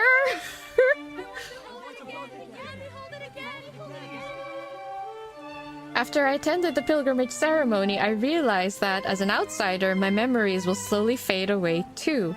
That's why she's losing herself, staying in there. Is that the trap that Xavier talked about? This land wants to trap you? Yet where did those pilgrims go? Acolytes from the Order of Babel always avoid the question. Does the end of the river truly lead to the tree of life that's mentioned in the prophecy? Nope. Nope, they're spit out into the world as wanderers and left for others to take care. Your solution is to follow in their footsteps. You'll see where the supposed sacred path of pilgrimage takes you. Sir, what happened? Right, a few seconds ago you were passionately making out. Why are you so mean to me now? Is this the hot and cold treatment? That's okay, I dig it. I will allow it. They say the river doesn't end. If that's the case, then what happened to those pilgrims? Oh, crud. Sorry, my mic. They didn't die, but they didn't live either. No one has seen them since. Ooh, so they do not come back. The river silently flows as our ferry glides across the mirror-like black water. A thin mist surrounds us. Come to think of it, if we're measuring how close someone is to the Chosen One, you should have been chosen for the ceremony. I'm honored. You ate meals cooked by the Chosen One, held the Chosen One's hand, and even embraced the Chosen One. What does she mean by embrace? In the olden times, to be embraced has an entirely different meaning. Please clarify, MC. Share the deets. Share the deets. And... oh. These eyes, this nose. I don't know, I want to tease him and say nose, but I'm gonna say eyes. These eyes were blessed by the Chosen One's presence. Okay. Wait, Should if she I chose pluck nose... out my eyelashes for you to count too? Oh god. If she said nose, would it mean like, and this royal nose has sniffed the Chosen One? These lips have also kissed. Remembering what happened that day, I swallowed my words. Okay, so this is a few days later. You don't want to continue? Do you not have any shame, sir? You actually don't remember anything. He responds with an expressionless look, then he turns away, and his voice is unexpectedly tinged with a hint of resentment. Why? You're the one who doesn't remember anything. Oh, wait. Oh, no. Oh, no. Okay, I'm sorry. I take it back, Xavier. I take it back. Don't be mad at me. I apologize. You're right. I'm the one in the wrong. You're right. It's my bad. Oh, I'm sorry. Not wanting to argue, I focus on what's more pressing at the moment. I need to figure out what happened to those remnants.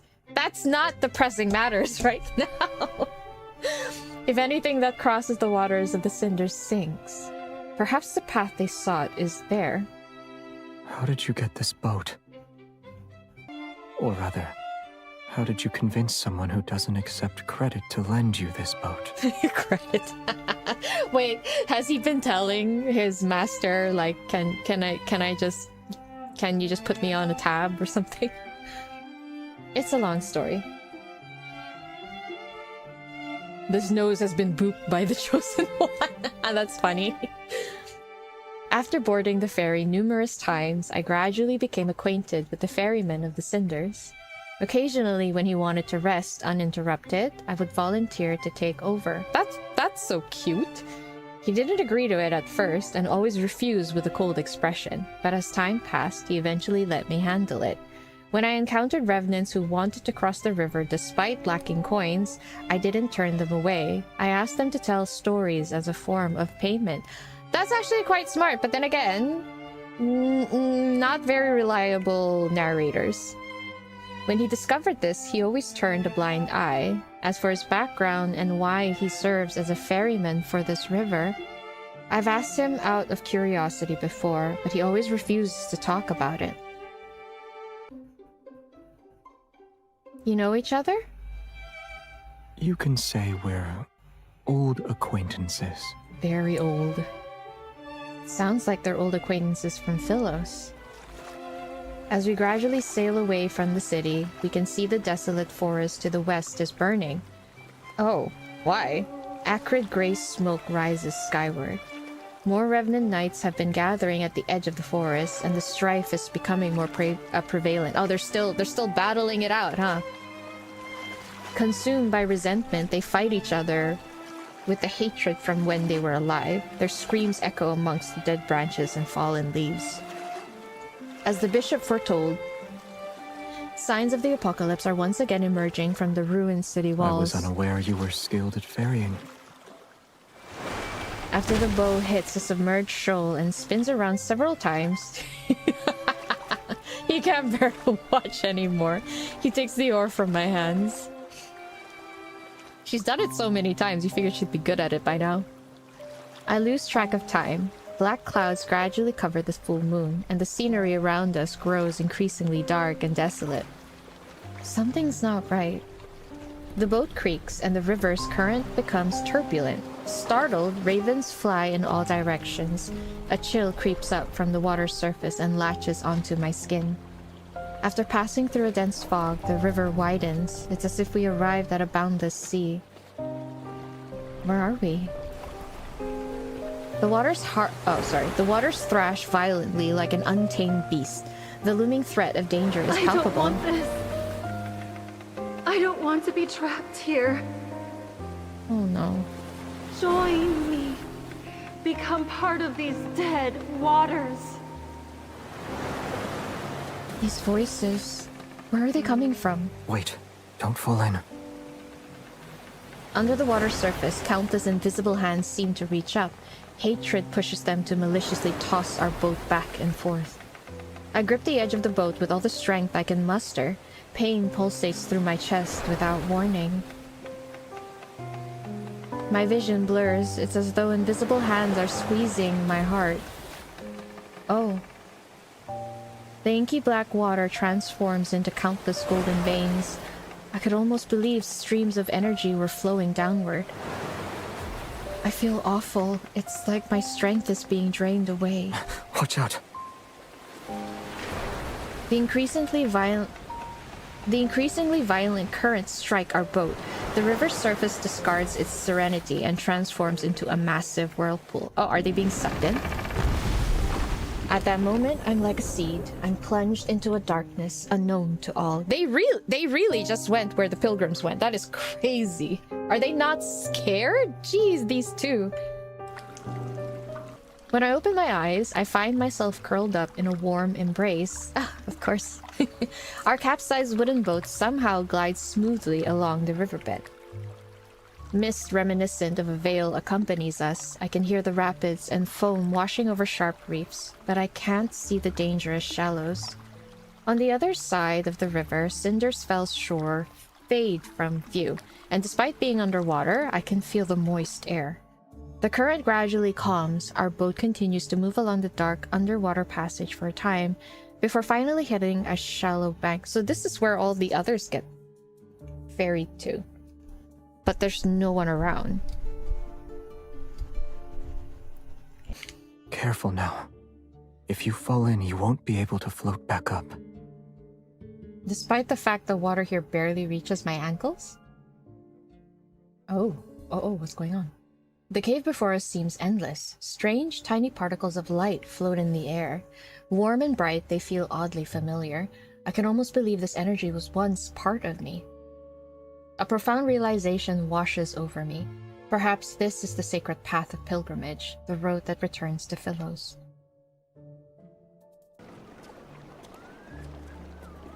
The archives at the Order of Babel's monastery had records of a certain Philosian legend. It spoke of a mysterious cave that was connected to the center of the planet. Could this be the cave that connects Philos and Cindersfell? Is this the cave where MC had to, like, sacrifice herself? You have quite the imagination. The sound of flowing water gradually fades behind us as we venture deeper. The further we go, the more the scenery unfolds before us. Look at these light particles. They keep increasing in number and brightness. Perchance the pilgrims who disappeared found themselves in this place. What if they are the light particles? As the words leave my lips, an enormous monstrous skeleton appears. Bodies lie on the shore. They're still frozen in the position they were in for their final moments. These monsters. They're wanderers. These creatures once roamed Philos before it was destroyed. Oh. The gleam of a blade flashes, and the bone-white remains dissolve into energy particles before dissipating. They were devoured by those monsters before they could escape. Holy shit, so those pilgrims were just sent to feed the wanderers? What the heck? You know something, yet you're unwilling to share it. He remains silent before turning away. His cloak billows out behind him. If we could actually return to Philos, what will you do? Aside from finding your name. I haven't thought about it yet. Is there anything you'd like me to do for you? Should I meet with someone on your behalf? No. The path splits in two, and for some reason I can sense the energy emanating from deep within the cave. I take his hand and keep walking. We need to discuss a certain matter. When I return to Philos and rebuild it, I promise to fairly evaluate your merits and shortcomings. But I'll start with revising the historical texts. The historians abandoned their duties and wrote pure fantasies. And then? Okay, knowing MC and her personality, I feel like she's, say, Alysanne the Throne. Because earlier, when she was viewing all the remnants, I feel like she sort of felt for them when they were calling for help. But you know what? I'm gonna say traverse the Starry Sea. I'll traverse the Starry Sea and visit every place the traveling bards sing of in their songs. Yes, freedom! I'll be like these specks of light. They emit a faint glow, yet they can drift to distant spaces. Places. That sounds wonderful. Come with me? The worst happens, as in I can't find anyone who remembers me, and I'm unable to stay in Philos. Staying with you would be nice. I keep those words to myself as I look at him. It's all right. The starry cosmos has many places you could visit. Take, for example, a beautiful little planet. Oh. I hear strange clicking beneath our feet. We look down at the same time. There's a deathly pale wrist encased in crystals. Oh. Akin to veins, dark red vines are wrapped around her ribcage. The delicate roots of eerie flowers penetrate hollow eye sockets. What? That's... Look over there. It's like the planet is eating them. In the distance, a twisted tree looms. It isn't a real tree, but one formed by countless crystallized skeletons. Oh god. They're stacked and entangled with one another. Their twisted forms are similar, for they step on those beneath them in a futile attempt to reach for something on high. Thin vines ensnare the crystallized remains. Together they form a thick, trunk-like structure that's deeply embedded in the planet. That's... 1,000 horrified thoughts flood my mind. This is the tree of life, is a tree made from corpses. Fitting! I've never seen these people before, yet I recognize their clothing as garments that belong to Philos. Each and every one of their expressions are filled with despair and terror. They're like souls in the depths of hell who are seeking salvation. Were these Philosians trapped here? Why? Philos is an artificial planet. He suddenly speaks. Their pretense of eternity depends on an energy source called a protocore. Protocore? Familiarity washes over me again, and for some reason a sadness resurfaced. The planet found itself on the verge of collapse after its energy was depleted. However, the most scholarly elder in the royal capital had a solution. It's always an elder! God damn these elders! The royal family discovered an uninhabited area with a chaotic protofield in Starfall Forest. It was located in the southern region of the planet. Here we Deep go. within that forest is a cave. It leads directly to the heart of the planet. So long as humans were thrown into that cave, the planet's energy would never be depleted. He's actually telling her. Like the people who thought this system was justified, the planet possessed an insatiable greed. He looks at those crystals that can no longer be called human. They're the victims who were used as fuel. Did anyone escape and live to tell the tale? I look at Xavier, but I already know the answer in my heart. No. He starts walking again, moving past the tree as he continues forward. Those who defied orders and went to investigate disappeared after entering the cave. The number of sacrifices required inevitably increased. No one would willingly sacrifice themselves for the planet unless there was a good reason. Thus, The royal family came up with a plan to cover up their crimes. They no longer kept the sacrifice a secret. They used honor to disguise it and called it a pilgrimage. Holy shit. Oh shit. That's even worse. To maintain a false eternity, they needed to weave lies one after another.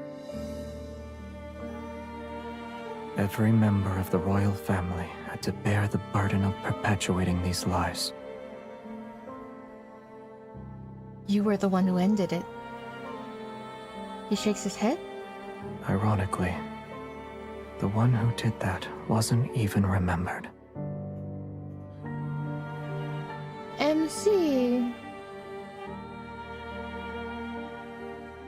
Although our surroundings are quiet, I can almost hear everyone's desperate cries for help as they face death. Now you know the truth. Do you still consider Philos your homeland? Oh, that is despicable.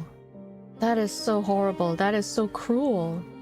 My footsteps falter. I look down and I'm greeted by eyes filled with absolute terror. That outfit. He's a pilgrim from that day. Tiny crystals seemingly alive spread from the youth's palm. The pilgrimage is a lie. It will never lead us to Philos, or a source of nourishment for the cinders.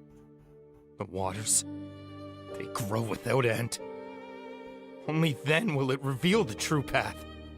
You are the last one it needs, my lady. You can lead us back to Philos, yes, my lady? He kneels before us and presses his forehead to the ground. Why won't you save us? You traitor! Oh no. Watch out. I don't know why I was ready to get my controller. Xavier wraps his arm around my waist and pulls me back. His sword draws a black and golden arc. It rushes forth and slices the figure's waist. The pilgrim, who transformed into a wanderer, falls to his knees. He prostrates toward the tree as if he's worshipping it. The crisis had passed, and the lie behind the pilgrimage was exposed. Yet I know that we can never return to Philos. After we return, we seemingly have an unspoken agreement to not discuss that path of pilgrimage. All those memories of Philos are nothing more than obsessions about past illusions. Was I one of those sacrifices? And if I was necessary, then no one remembered me. Yet after learning all this, I surprisingly find myself at ease. Have you thought about your plans for the future? Assuming you can't return to Philos. I'll stay here for now. Tomorrow's problems can wait until tomorrow. At least, I'm free at the moment. The small boat sways gently on the river's surface. For some reason, tonight's moonlight seems especially bright. Here. He grabs my wrist and places a small object in my hand. Is this a gift? Yes. It's a special protocore. A trinket from Philos. It may be a fragment, but you'll find a use for it. Are you sure it's not a small stone or pebble? You're trying to make me feel better. You can see it like that if you like. Alright, this shiny pebble is mine now. Although I want his flower more... Oh, MC! This is the first gift he's given me. I've decided to accept the rock after mulling over it. Aw, she wants to be the recipient of his affections. I mean, he did sort of made out with her like crazy. The power of the makeout session. She's like, I have to have him. He's too good. I lie down on the bottom of the boat and recall a similar tranquility had accompanied us for our first boat ride. Back then, I accidentally touched his reflection and saw his past. I tried again at a later date, but I failed. An impulse to try again takes hold of me.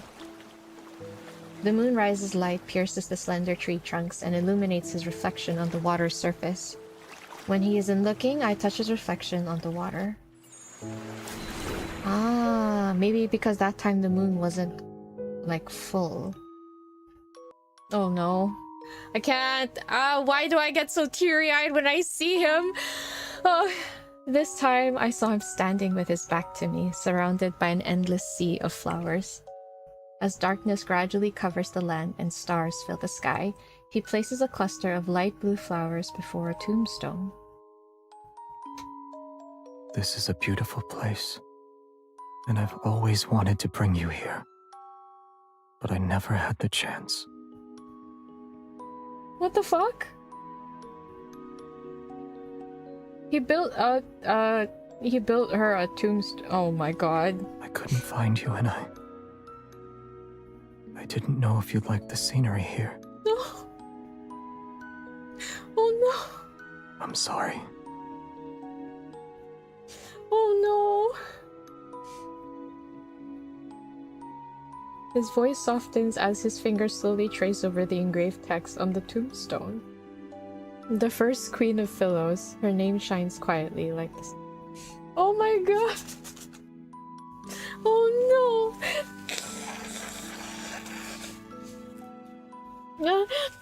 Oh no! The name I've long forgotten comes flooding back. The forgotten queen was me this entire time. Oh my god, what the fuck? When he said I couldn't find you, that really hurt me. Oh, poor Xavier.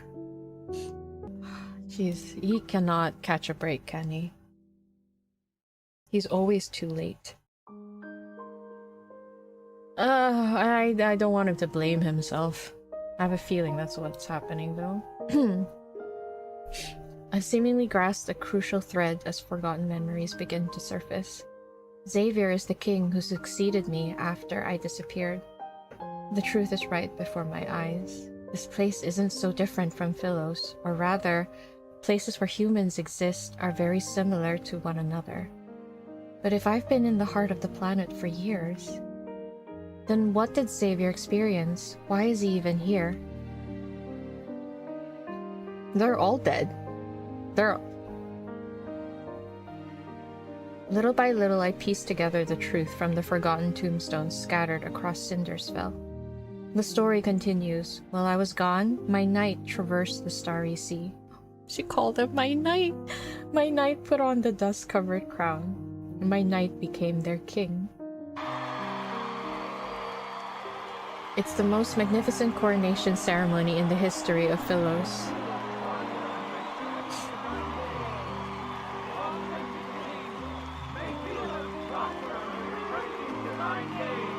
May Phyllos prosper. His decisions and achievements sent echoes throughout the cosmos, and during the test of time they had spread far and wide. The people gathered in the square, bathed in the sun's brilliant radiance. They danced to the rhythm of drums and wind instruments until midnight. Only when the radiant moon hung high, its light making the city walls the color of bones, did he finally leave the courtyard. The sudden cut of the sound is a bit jarring. Still wearing white coronation robes, the king removed his crown. Akin to a god's merciful gaze, moonlight poured through the dome and washed over him. Did he sleep well? What happened in his dream? Oh. I miss you so much.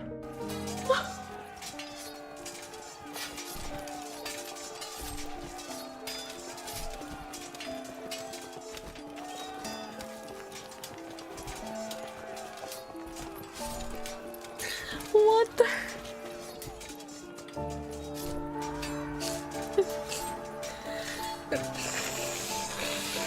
I hate this so much.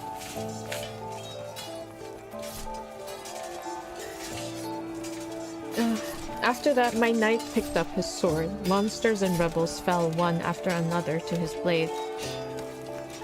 A new world order was established. Following centuries of war and chaos, Phyllos was ushered into a dreamy golden age. They adored and praised him. The ballads spoke of his wisdom and brilliance. All knights swore their loyalty to him. He was given the title Sentinel of the Stars. Yet in the end, they stormed his castle and held swords to his throat. Knowledge was lost, the world order crumbled, and war raged endlessly. He sat on his throne as a prisoner. Alone, he bore the weight of his crown. This was the downfall of Philos and the story of his life.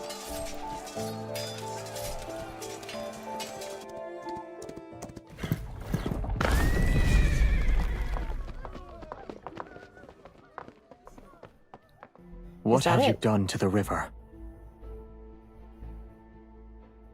The bishop dismisses everyone and closes the door, his ashen face displaying anger. You've discovered all our secrets. Royal blood flows through our veins. You, of all people, should understand that the planet will perish once we lose the protocore. The people of Philos will be unable to achieve eternity. Whether it's in the Philos of a bygone era or this city, the answer is still the same.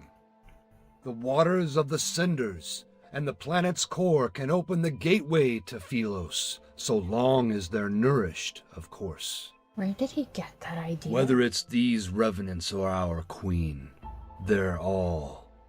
Hasn't your tongue done enough lapping? You want to kill me?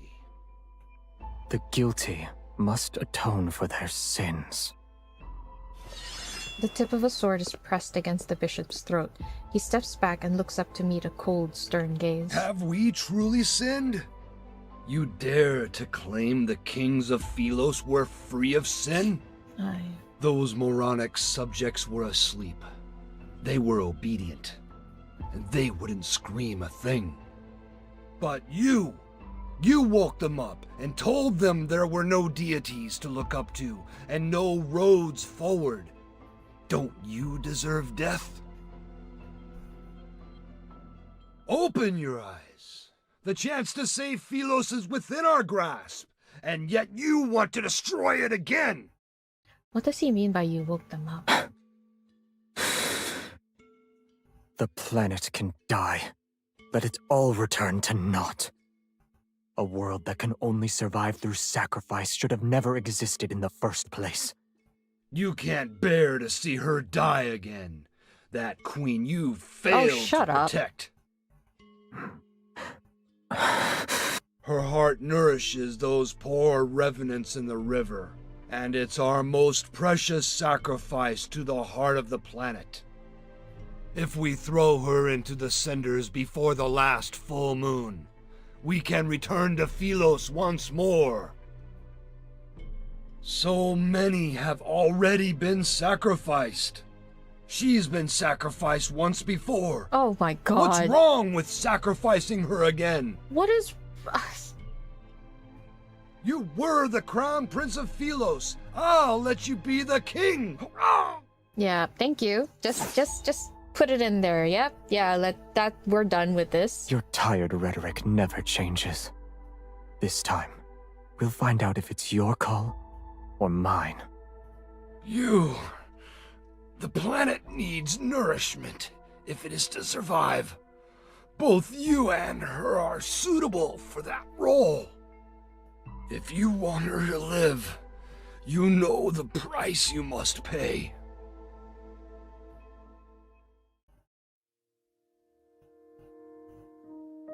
They said they are all of noble blood. So do you think everyone here are all the past people who died? He said you woke up the old kings. The bishop said royal blood runs through their veins, yeah. So basically he's royalty. He could be one of the old kings, actually. But then when they say royal blood, it could be more than one. The royal family could not... probably not just limited to the king, queen. Maybe distant relatives? This is the first time he stopped to listen to the Revenant's songs ever since the false world came into existence. If there is a god out there, please hear my wish. May my death not be meaningless. Should our prayers be answered, we willingly surrender our freedom to a false faith.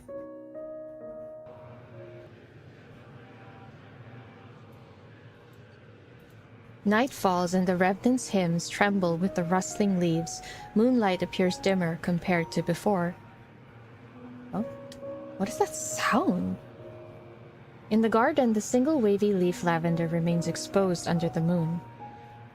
A lot of time has passed, yet the flower still hasn't bloomed. Yes. Is it because there's no light? He nods. Eh?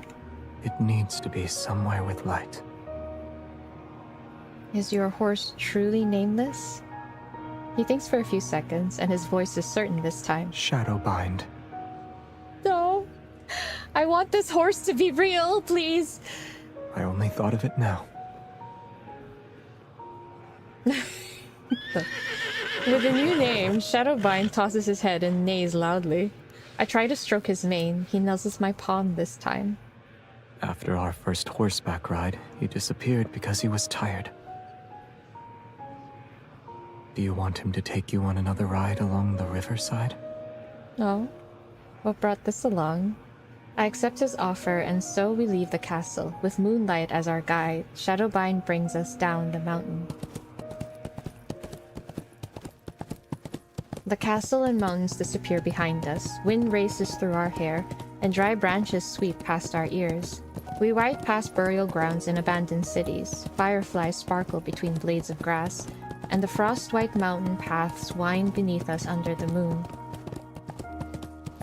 Shackles, boundaries, cities, and fate itself are left behind in the rush of wind. We race into the night as it deepens the charge toward the boundless horizon.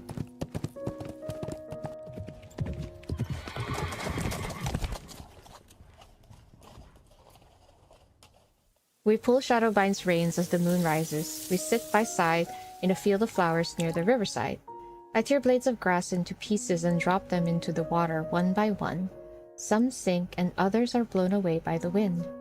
When he notices I've entangled the ends of his hair around the flower stem, he doesn't get angry. He slowly untangles it instead. A moment later, he plucks a blade of grass and tickles my cheek, with it as if to punish me. Oh, okay. Alright.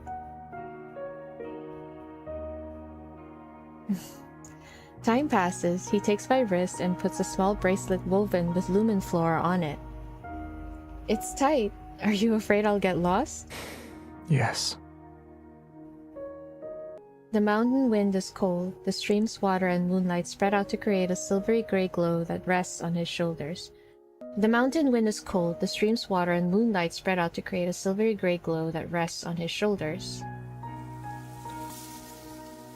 My eyes are half closed when I rest my head on his lap. It's so comfortable that I almost fall asleep. Who were you planning to give that flower to? You. I froze for a second. I hadn't told him my memories were coming back, but a thought started to form. Maybe Xavier had known who I was all along, but I didn't know why he kept it from me or what he'd really been through after I left. Well, this is nice. The Queen MC is technically back. They're meeting again, now that I think about it. Oh no. Oh no! I don't know why it's just dawning on me. The past was like those rusted swords hidden in the flowers, left behind and forgotten. I remember the sword he once wielded was reminiscent of moonlight. It's just like him. Do you know how to use a certain kind of sword, Xavier? Why do you ask? He doesn't use it anymore. I grab 2 rusty swords from the grass and toss one to him. Oh my gosh, is this how he's going to find out? It's nothing. I realize we haven't even sparred once. Using identical swords make our duel fair. Alright. He's laughing. First move, second move. Oh, it's just like in Lightseeker. Oh no! Yet I still managed to block your attack. 10th move, 20th move. These techniques are all too familiar. He extends his fingers, slides his hand down along my blade, and strikes my wrist. A tingling numbness shoots through my wrist and I almost drop my sword. You... Stay focused when you spar. 21st, 25th. Who taught you that?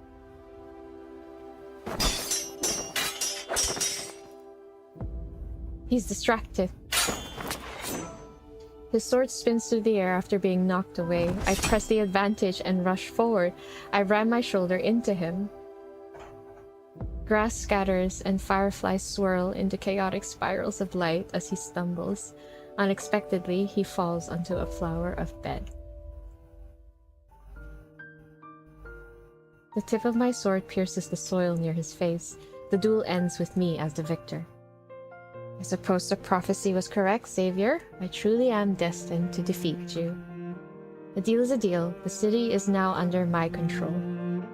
Instead of struggling, he calmly tilts his head to the side and places his palm over my sword hand. I remember you saying you'd stand by my side. Oh, he remembers! If that's He the knows! case, then our swords should be pointing in the same direction. He knows. Well... You still haven't told me who taught you that move. Dissatisfied with my evasive answer, he brings that up again. I don't know. If you've never seen it before, then I can only guess it's unrelated to you. He raises his hand and his fingertips almost touch the blade. He turns his wrist.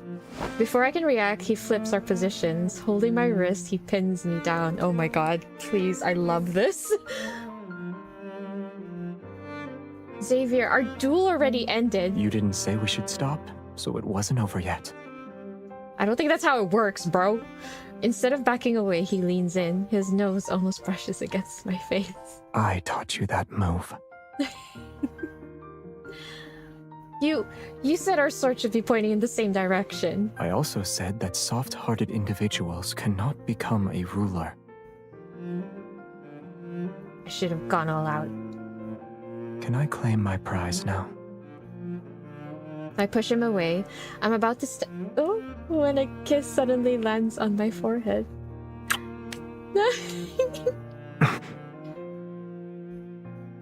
You'll hit me if I do that? I'll do it more often then. I won't fight back.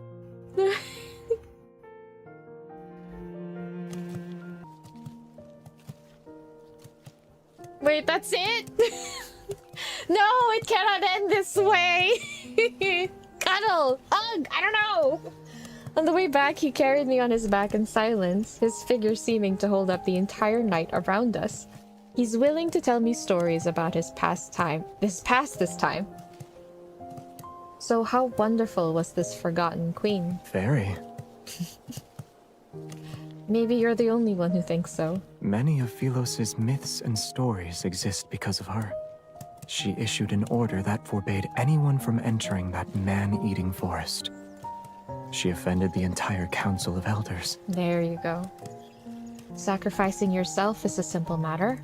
Bearing condemnation while walking into darkness is not. Perhaps the Mad King who's condemned by all is the person who can save Philos. Remembering the rumors I'd heard from those little revenants, I gently tapped him on the shoulder. A book said he refused every marriage proposal sent his way. Is that true? What do you think? Holding back a smile, I run my fingers through his hair. I mess it up before slowly combing my fingers through it to make it neat again. If this tree of life doesn't exist, will all of us be unable to return? I catch a glimpse of fleeting sadness in his eyes this time. If everything must fade away, then I wish I could stay in this moment forever. They're aware that that means all of them will just disappear. We return to my room after walking through the moonlit corridor. The firelight gradually dims, its last embers casting a gentle glow on his peaceful expression. He leans down and kisses my forehead once more. Don't overthink it. Rest. You'll feel better soon enough. And when you open your eyes, you might realize this was all just a dream. My eyelids feel as heavy as lead. I'm sleepy, yet why isn't Xavier going to bed? Has he never felt exhaustion before? Good night. I'll see you tomorrow. Yes. We'll see each other tomorrow. I recognized you the moment I saw you. Oh. When you return to Philos and see I'm not there, will you be angry that I deceived you again? There's a spaceship docked at the northern edge of Starfall Forest. It should still be working. Coordinates have already been inputted into the navigation system. You can leave if you want. It'll take you to that beautiful little planet.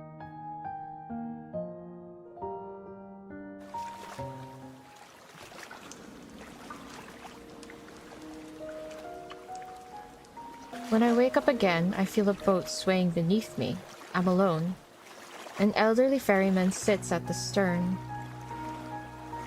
There's a dull ache in my heart, and my memory is a blur. I don't know who I am or where I... Oh no!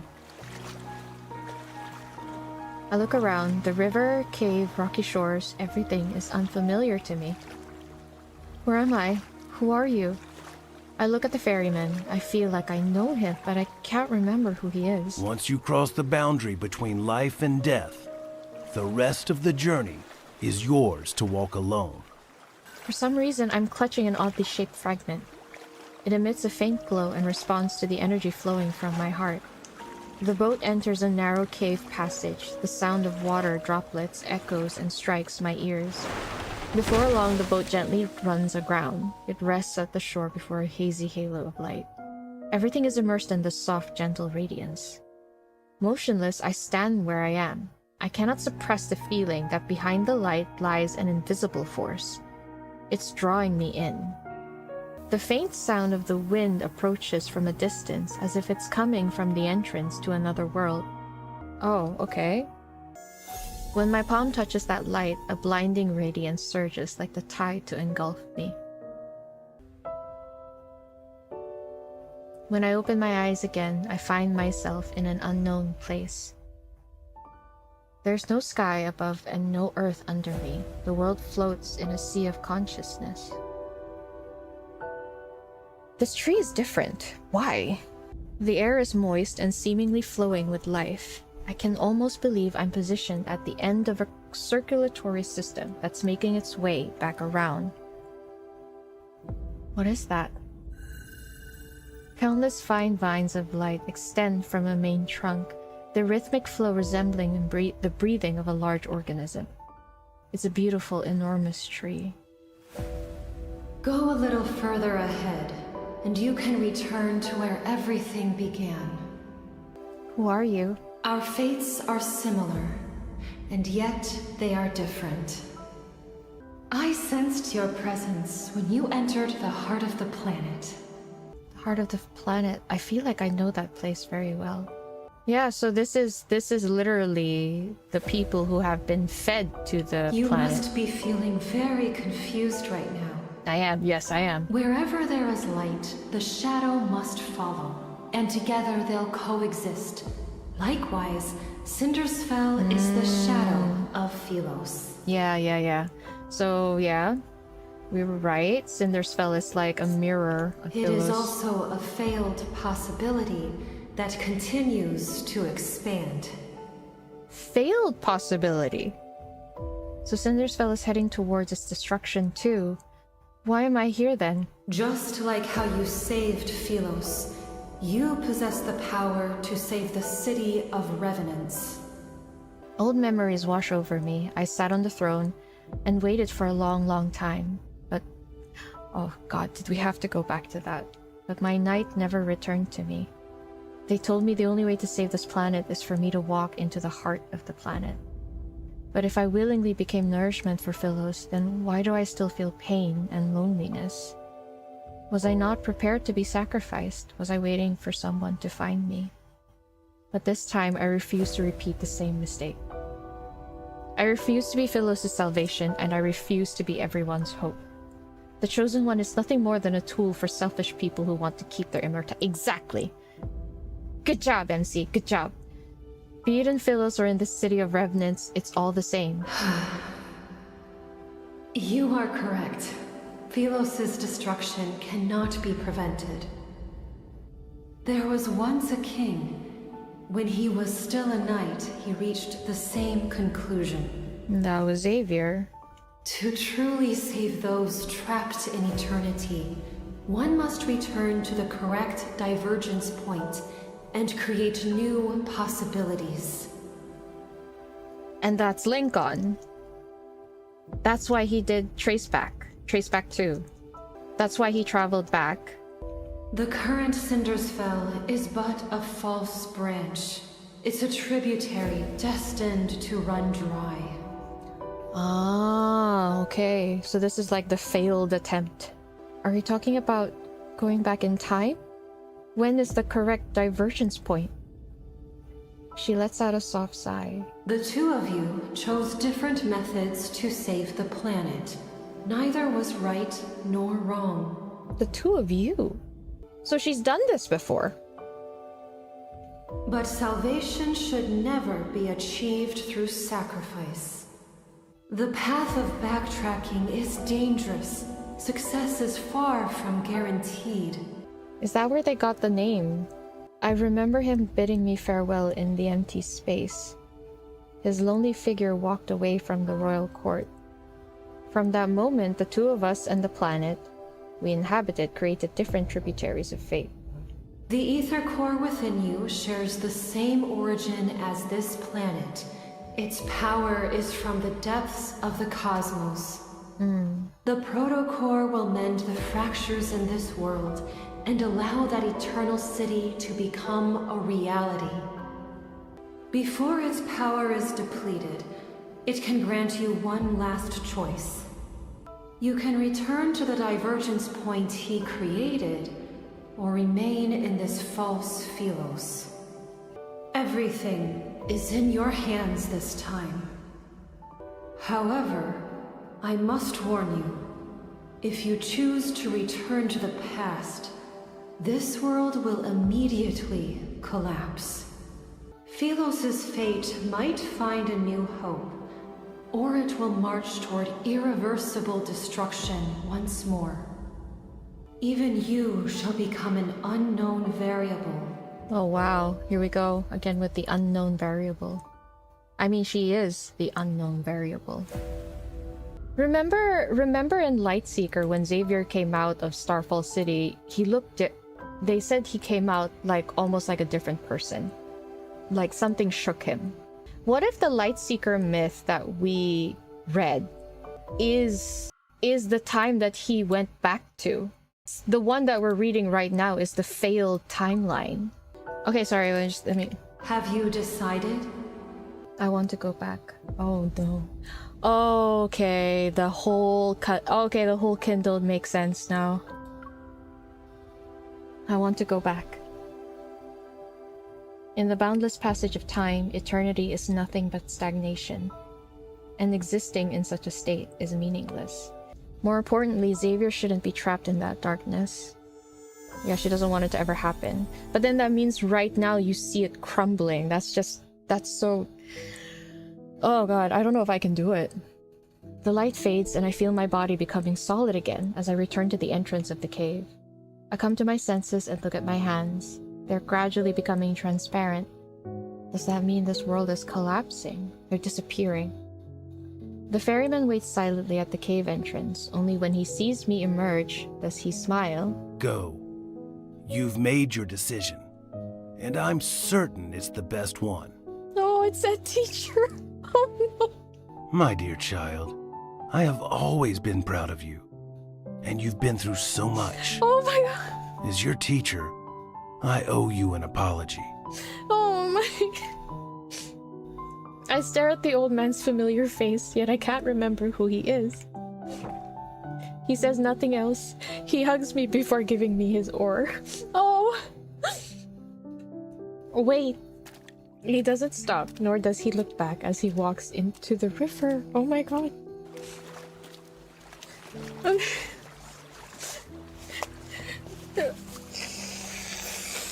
The waters lap the shore and wash away his last footprints. What the freak? Why? Oh my god. Oh.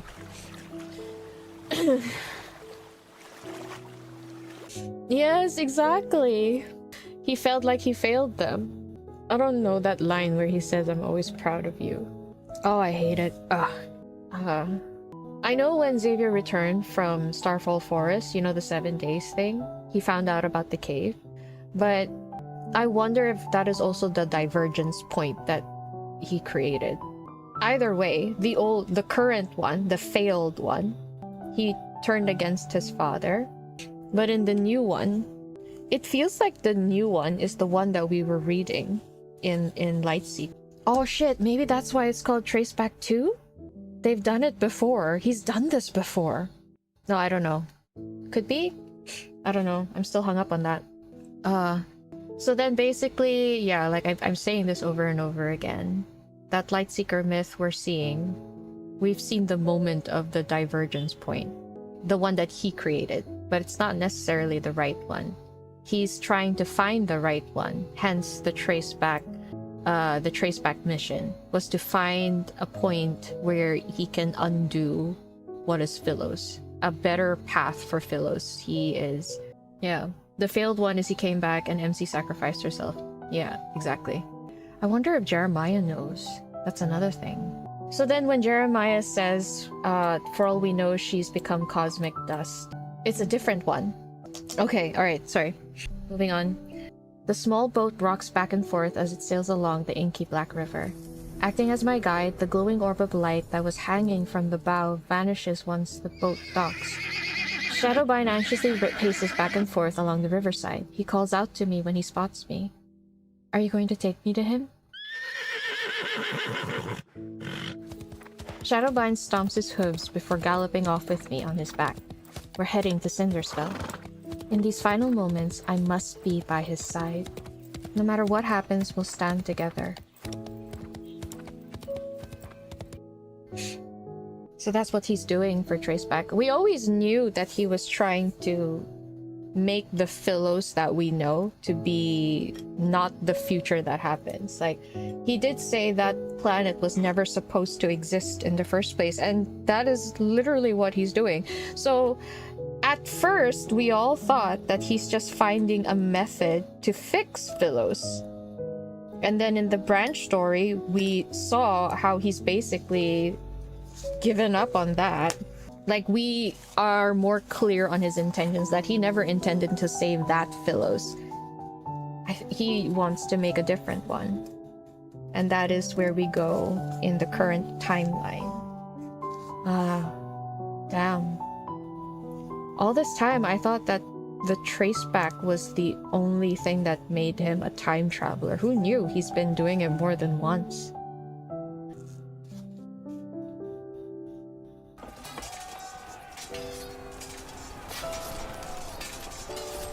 Okay. Wind sweeps across the wasteland. The sky's drenched in the blood-red light. So that's why they were fighting. They're just caught up in their past obsessions. In the distance, battle standards lie in the mud. Revenant knights stagger between mountains of corpses. No one knows when the horns of war sounded. On this night, soaked in unnaturally bright moonlight, the Revenants are reminded of the great battle that destroyed Philos. The king who destroyed Philos is the sinner who destroyed eternity. You decided to face me alone. Shall we make a bet? Let's see if these people you're trying to save, in spite of your tainted reputation, believe in you or me. Oh, gosh. O survivors of Philos, your former king has rendered your sacrifices meaningless! Hordes of revenants walk. They drag their stumbling feet as they approach the city walls step by step. Broken arrows and spears lie scattered on the ground. Meanwhile, he's encircled by thousands of revenants. Countless spears are thrust toward him. Countless blades slash him. The revenants have been consumed by their hatred and despair for too long. They need a living sacrifice to pay the debt they owe to the dead. Yet Cinder's Fell was never meant to exist. It doesn't belong to the living or the dead. The light blade that once protected the kingdom has transformed into the dark blade that slays the dead. Before its collapse, he entrusted the protocol to me along with Phyllis' last chance of survival. From that moment, I was the only person who could access the divergence point and return to Philos. Yet he would remain trapped within this madness in eternity's embrace, until the apocalypse arrives. It makes sense now why it's called the Dark Blade. There's no access to light here. So maybe that's why he can't produce Light Blade, or uses Evolve? He uses something else? The massive sword roars as it slashes and cuts. It impales one revenant soldier after another as they lunge toward him. However, the revenants slowly realize the blade that once struck fear into them can no longer reduce them to ashes. Huh? Silence lasts for a moment, then they erupt into a frenzy. That sword is no longer the arbiter of death. They cannot be destroyed. There's no need to be afraid. They celebrate, they howl, they surge like a wave toward the lone figure who still stands with a sword. Xavier! He turns his head, his gaze passing the flames and smoke of battle. When we make eye contact, surprise appears on his face. How did you... Why did you think I'd go somewhere without you? I spur Shadowbind through the revenant horde. Without any hesitation, I charge toward him. As our paths intersect, I lean down and grasp his wrist. I pull him up behind me in one swift motion.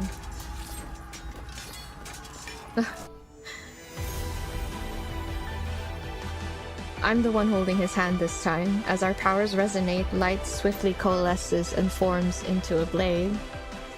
Streams of light wind along the back of the blade. Power surges and boils between our palms. Before the revenants can lunge toward us, I grab his hand. Together we raise the sword once more. The two swords of the stars were always meant to point in the same direction. Oh my god!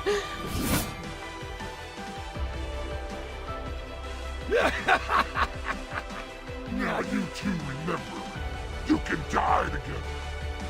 Philos doesn't need traitors. May you have an audience with eternity!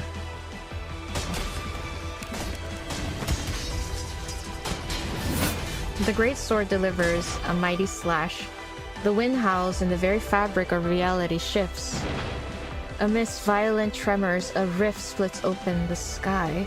Countless golden rays, rain down and slice the dark clouds like sharpened blades. Philos' apocalypse shall descend at long last. The light! It's the light! It's the sun! We've returned to Philos! Our salvation! The sunlight is akin to a torrential downpour after a long drought. Delirious with joy, the revenants raise their heads and race toward a small hill formed by piles of armor. They're desperate to be the first one to touch the light. This is so depressing. Yet it's so dazzling and brilliant that it's impossible to look at. The revenants are forced to close their eyes. The black armor covering their bodies start to crack. It happens once, but then there's another crack, and a third crack appears. Crystals rapidly spread across the skin that touched by light. They reach their shoulders, chest, and arms. It burns! Monster! I've become a monster! No! This is a wanderer! Is this the price they have to pay? Their faith that's forged from lies, a pilgrimage built upon flesh and blood, all of it leads to an even more absurd death. The overwhelming flood of light knocks them down and breaks them. In the distance, atop a pile of armor, a lone figure remains. He sways as if he's about to fall, yet he struggles to stay upright. The eternity of Philos! It cannot! It cannot! That body which channeled the power of countless revenants is like an arrow at the end of its flight. However, it stubbornly maintains a massive spectral form. In his despair, he turns only to see a light blade tear through the heavens. It rushes toward him with an overwhelming force. Light blades devour heaven and earth. Time seems to freeze in this moment. Then there is silence. Shadowbind, who's beneath me, vanishes. As I'm about to fall onto the sharp spears below, a hand grabs me.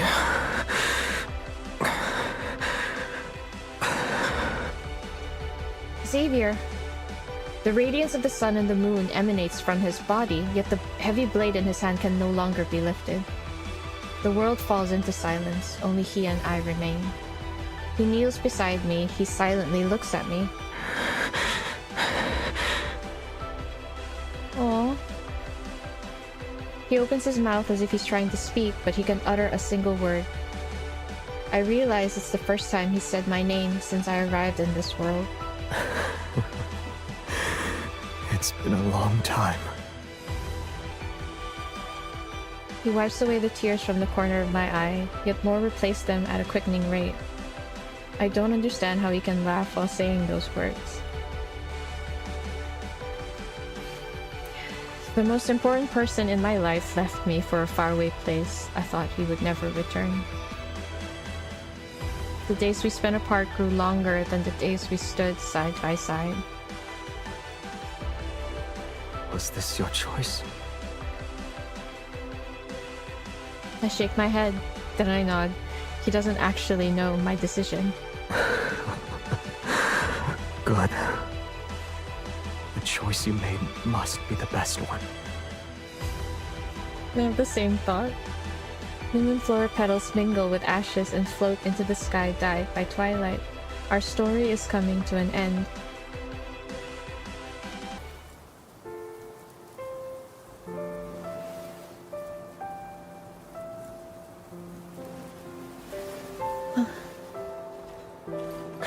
You said my shoulder was cold and a hard pillow, and yet you slept for so long.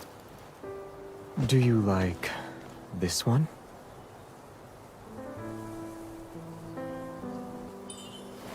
I do like it, but on guard.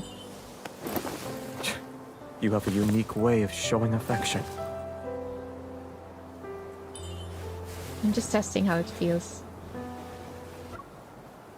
In the moment.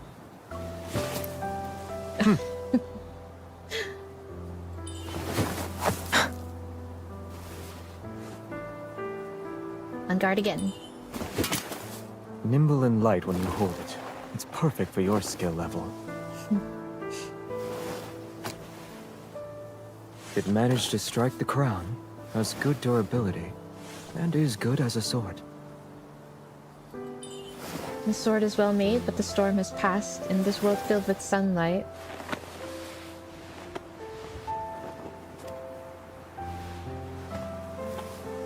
we don't need it. Looks like you've been enchanted. You miss it already? of course not.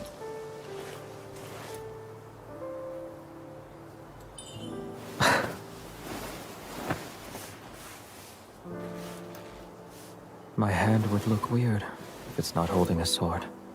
But now, you gave me the best answer.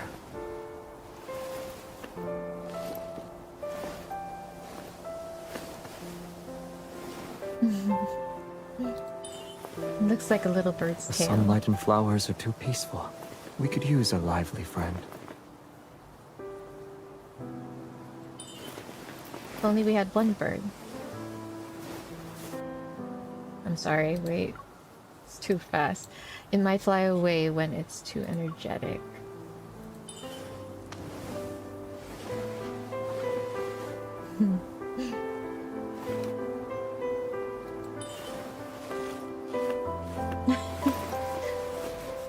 When there's two of them, they'll be attached to each other.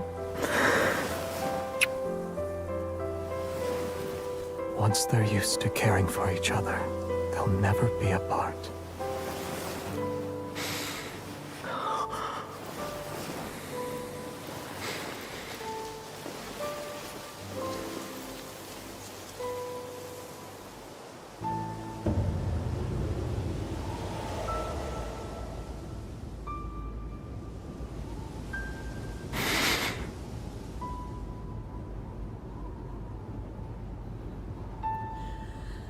Oh wow.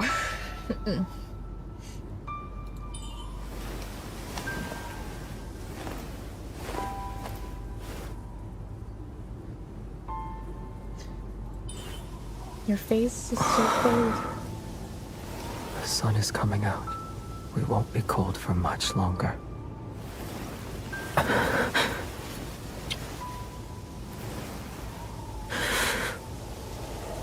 We'll always be together.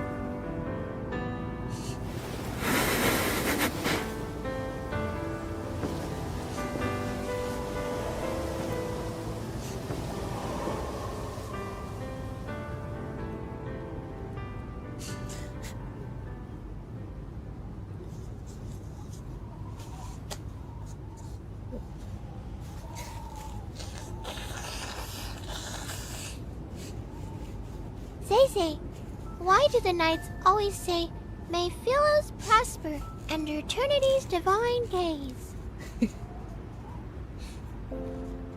Is it because we have very, very long lives?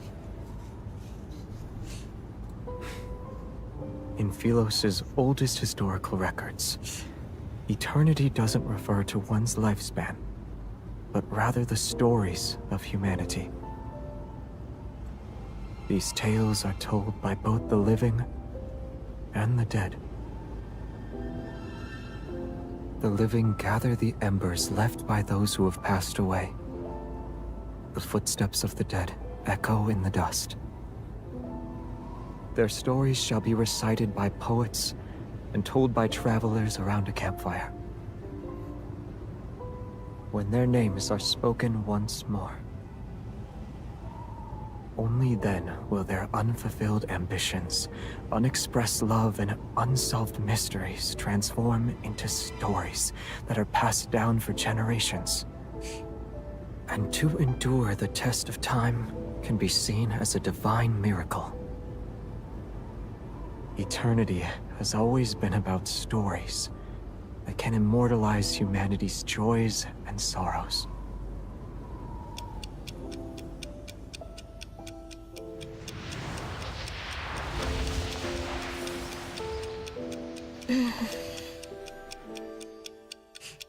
As soon as I let go of his hand, the world is released from some kind of constraint. Everything begins to move backward. My consciousness is plunged once more into that familiar darkness. But a beam of light gently lifts my body. In the rapidly flowing river of time, I witness many miracles I've never seen before. A tree learns to stand again from the scorched earth. A bird breaks free from the mud and takes flight. All the wilted flowers with faded colors return to the hands of knights rushing to meet their beloved. Tiny life regrows in the magnificent tapestry of fate. Time radiates outward with countless pathways leading back to the past, until everything slows down once more. At the very last moment, I hear a gentle voice speak. Thank you for choosing him.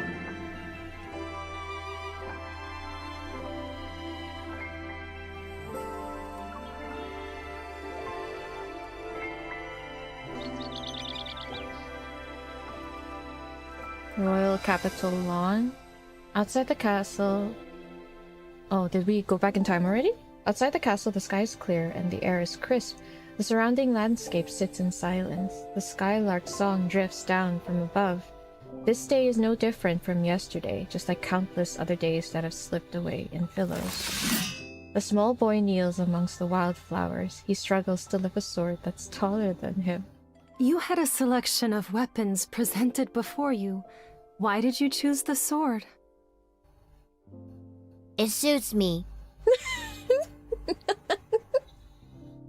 Oh no! Oh no! Philos' royal family has always upheld the tradition of honing martial prowess.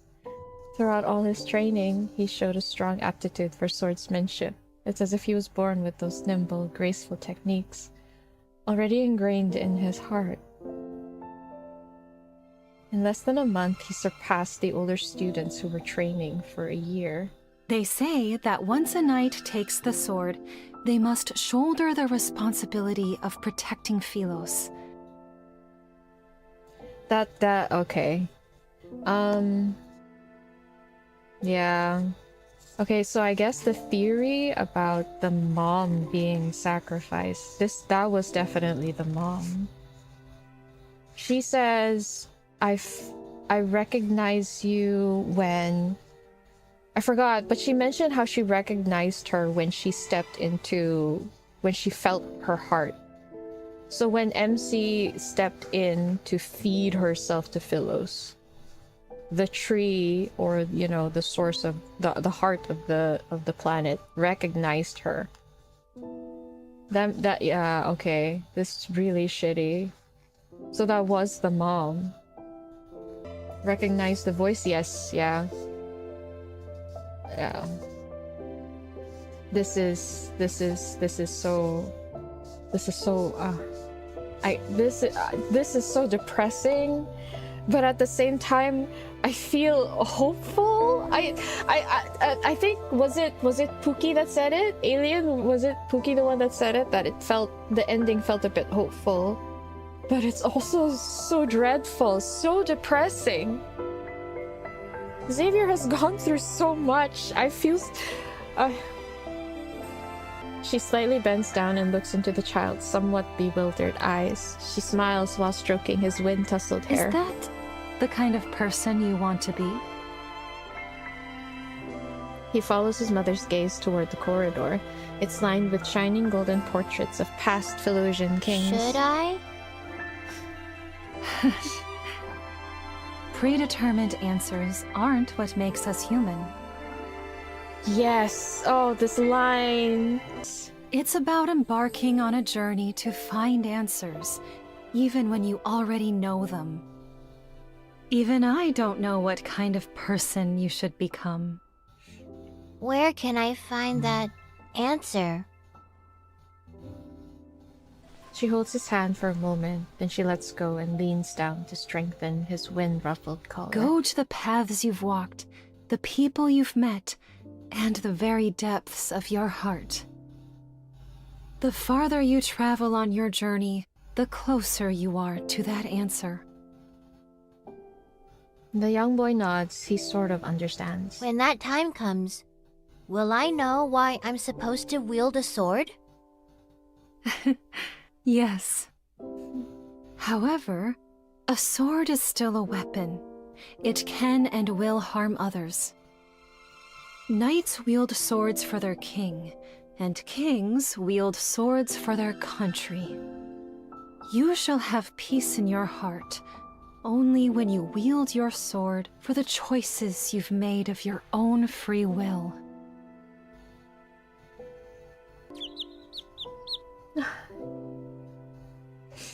Oh no. A field trip to a nearby star system?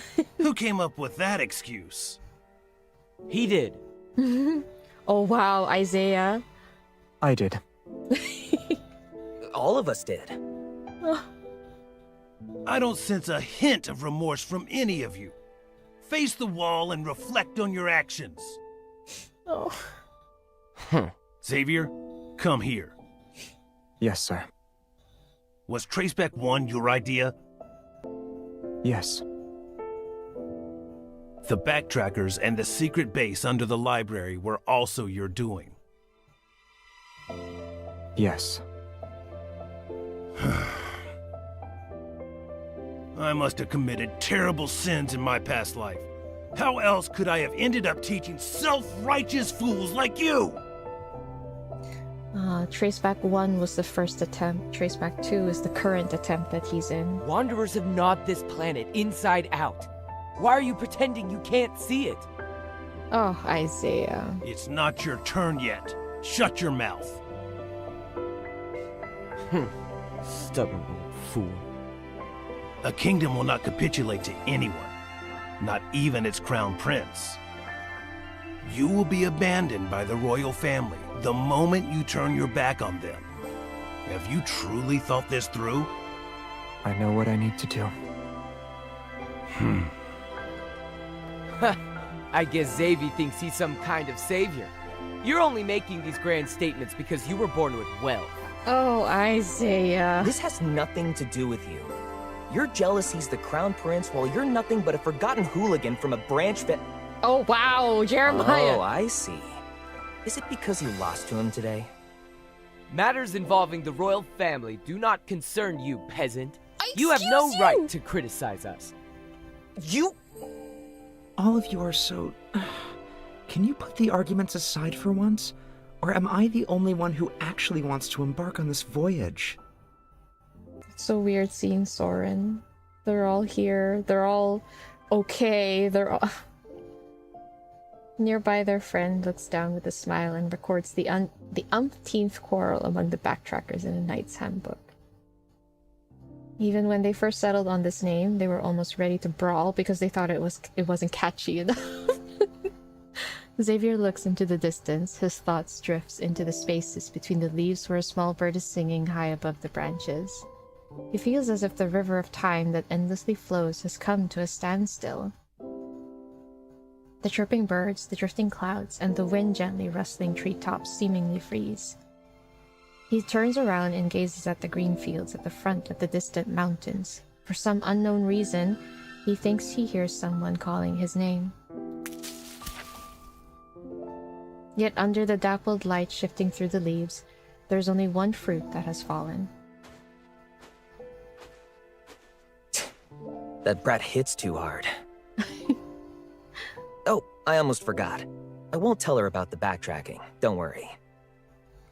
What happens between us doesn't involve you. Even now, do you have any idea how hard Jeremiah was holding the fort for you, Xavier? This is what I get for trying to be nice. Justice for Jeremiah. Justice for Jeremiah. It's time to go. While I was resting in Silvercord, I heard them singing stories about you. You always worry that you aren't doing enough. But you're a good queen. You always will be.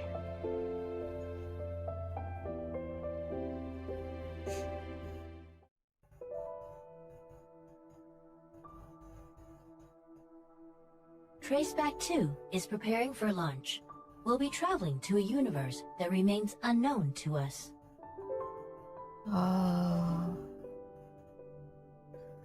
Oh my god, okay. This is it. This is the confirmation we needed. It's not just traveling back in time. He went to a completely different universe. Stars sweep past the window one by one. During a long voyage, most interstellar travelers choose to enter sleep-in pods. Ah, that's the pod that we saw. Only one does not. Although there are countless moments of lightning streaking across stardust, he sits alone in the cockpit. His thoughts are indiscernible. Oh, that's the time he was writing those notes. He was making those voice logs. When passing a beautiful alpha star cluster, he doesn't look back. When passing a star that's about to be born, he doesn't look back. When passing the floating, faintly glowing dust in the cosmos, he still doesn't look back. The spacecraft finally passes through the long, seemingly endless deep space tunnel that's akin to a river that flows forever. It carries him to an unknown destination. But in the universe where time still has an end, he must have gone to where I am.